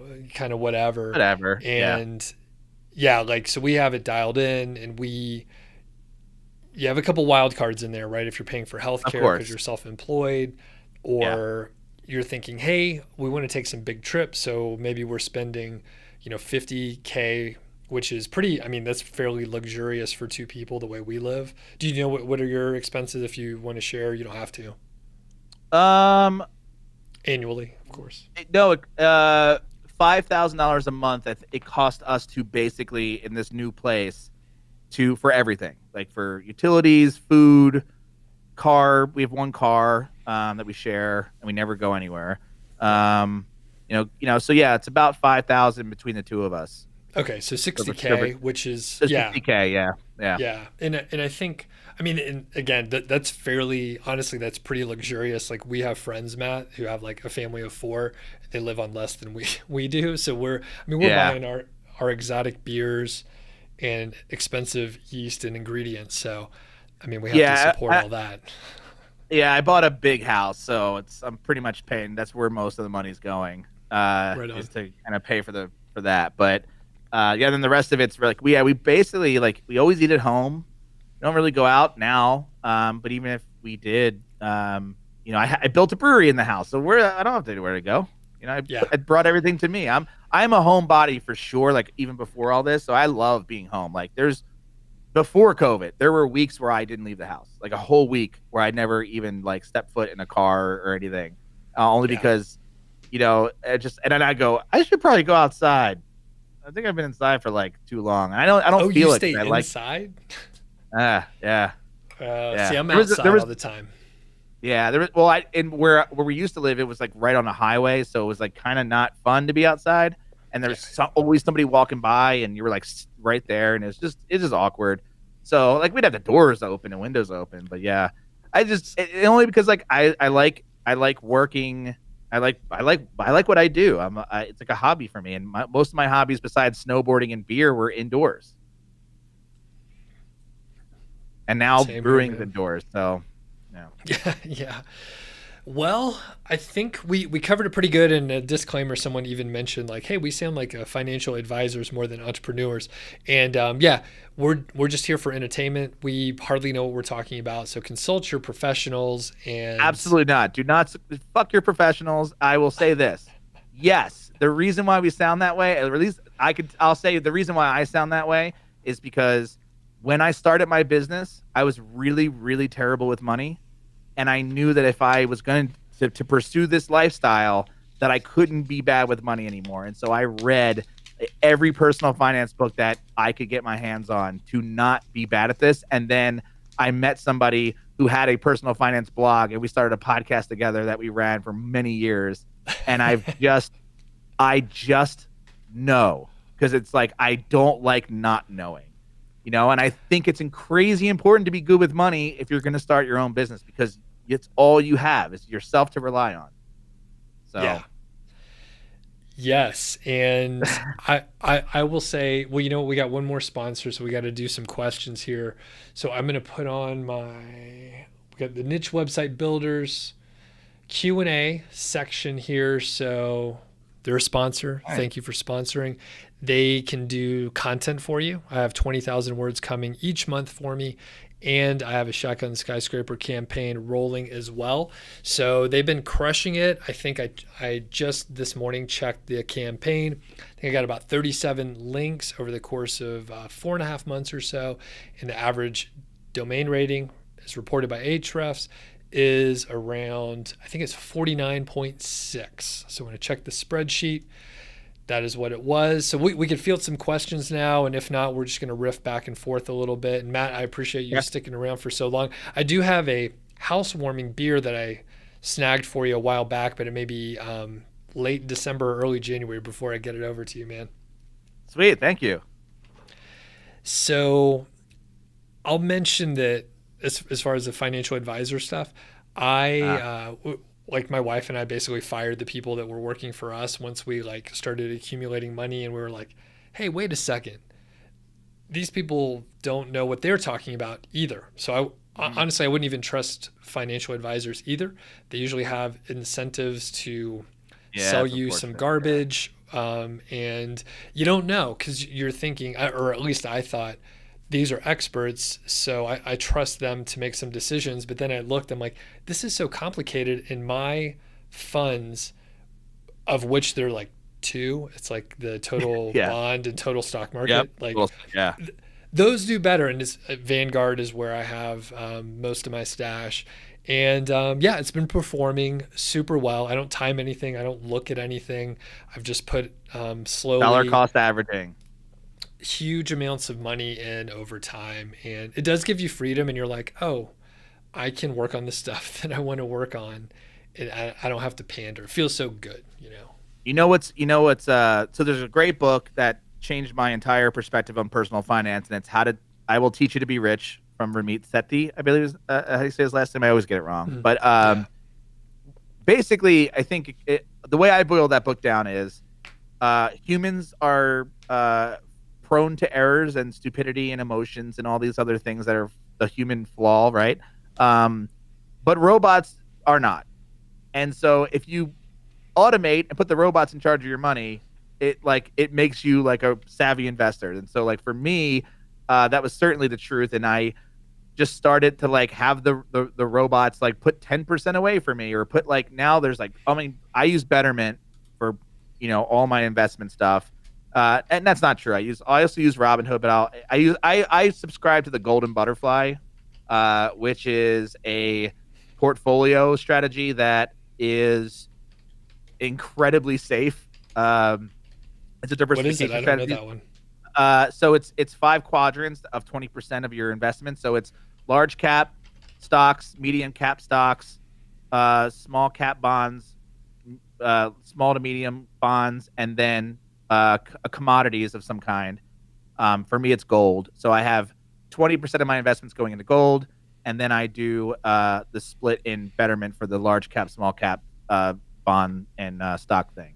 So basically, it's a 2-part system. It's Betterment for the stocks and bonds, and then Robinhood just to I put 20% of my like overall investment that I put in towards buying gold shares from I use IAU. I think it's iShares for gold, and that's just like that's the safety net, the little extra that goes into that. And then I have a little bit of play money. Like I bought 1 share of Apple the other day. Just like I have 1 share of Tesla. It's like whenever I have like extra money, I'm like, Yeah. I'll just buy like individual stocks of companies that I use and appreciate and like. I don't own a Tesla, but I do like what they're eventually going to, hopefully going to do. So, yeah. Right on. And I was gonna say, like, I think I tried to make things more complex, not gold, but a little more with the small caps, some growth, some value, blah blah blah. And then when I had to roll some accounts over, and then I just did like total market stocks, and then total bond market, and simplified it. And then I tried to make it more complicated again, and then it turns out those were performing less. And I'm not dealing with like 1 or 2 months. Like I'm looking at a couple years, and I'm like, right, simpler is better, and like simpler, it's less dude. I have mental like, load. I have a handful of accounts, and I don't want any more than that. And if I I try to like just keep like I have 2 credit cards, one for business, one for personal. Same. And they all now I have I got this. Where is it? What did I do with it? Oh, I got this, the wallet on the back of the phone. Oh, cool. Because I don't want any. one day, I'm not there yet. This will be the only thing I carry. All right. Yeah. I have to have keys because I don't have a smart lock and I don't have a smart car, so I still have to carry Yeah. around keys. But that's the goal is to like have one device so that because like in my house now, I leave my keys upstairs, I leave my wallet in the basement, I leave my phone in the bed. You know, it's like I have to like, and then when I want to go out, All I'm like, over. oh yeah, it's all over the place. I gotta look for it. That's funny, man, because I used to have one of those, and I just had, two, like my license and a credit card, and then that was Yep. basically it. Yep. And I didn't carry a wallet anymore. It was great, but I'm surprised like you carry around keys for your car like a peasant. That's crazy, dude. Yeah. No, I'm just How kidding. do you not? No, I'm just kidding. No, I I'm have serious. like I have an F-150 that's like 15 years old, so I don't even have You have to. power windows. I'm trying to figure out how to go keyless. That's my next. That's my next mission for 2021. It's not a big deal. All right, Vicky has a question for us. What was your biggest learning from Profit First? You're reading it right, or Vicky's reading it right now and wants to know your Yeah. biggest takeaway. That the whole reason you own a business is to make money for yourself. It's like it like the whole idea of taking 10% and or there's different levels of depending what you I take 10% of the earnings from my websites and I put that into a profit account. And also like if you read that book, he like makes you start like 17 different accounts, all different like spots. I don't do any of that. I have a regular checking account, which is my operating expenses account. I have a savings account for tax money, and I have a savings account for profit money. And every month, at the end of the month, he says to do it every 2 weeks. I do it every month.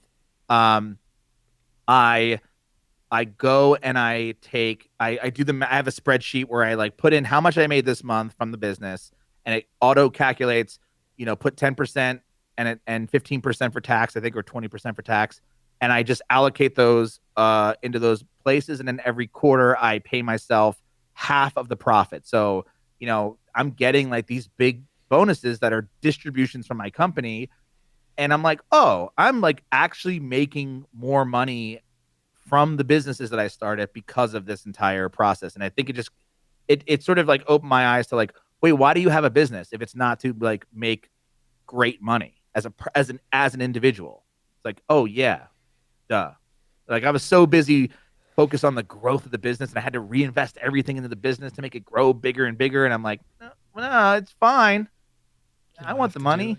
Yeah. Yeah. And I want to retire.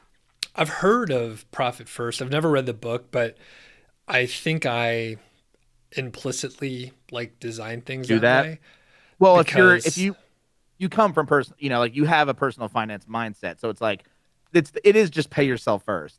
It's that whole principle just for business, you know? yeah, and like I mean, yeah, like shifting. I was on a call earlier today, mastermind, and we were talking about S corps and like tax savings and stuff. And Yeah. I think yeah, just implicitly, or I was steered in some direction, but I heard the author of Profit First on a few podcasts, and I was like, I don't think that's solving a problem I have. Like I think I'm Yeah. pulling plenty of money off, and if anything, I'm not reinvesting enough because I'm a bit of a hoarder Right. with money. And that's the eye opener for me from that book was like, there is a certain amount of money. It's all based on what comes in, and you're forced to allocate that into percentages, and then you're forced to operate your business on a certain percentage. And like that's your budget to operate to like grow your business. Like this is what goes into the business. And no, instead of like taking all of the money like what Amazon does, well, not necessarily, but they take all the money and they like reinvest in the business and they're like not profitable, which is how they avoid taxes every year. And it's like, I think, for me, I'm like, and that's the other thing about like, there's all these tax havens. You're taxed. You can get sucked down that world all day. Fine. Have fun. Like, no, thank you. Like, absolutely Yeah. not. Like, I'd rather just pay taxes and have I pay like so much taxes. Yeah. yeah, it's just like whatever. Yeah. Okay. So we're at the point in time where a couple of things are going to happen. Number one, Matt's going to tell us where you could find him. I'm going to need you to keep it relatively brief because we've gone so long, Matt. I got to pee. Like I drank two Oh, beers same. and a bunch of water. So Yeah. there's links in the description, but where can people find you? MoneyLab.co and Matt Giovanisci on Twitter. All right. Thanks, Matt. Let's do a post like chat. We'll get on Skype in like 10 minutes or something. Sound All good? right. Yeah. Yeah, sounds good. All right. See you, everybody. Thanks for hanging on. Thanks to Vicky, Adrian, No, and the crew. Matt, love it, man. See thank ya. you. Appreciate it. Thank you.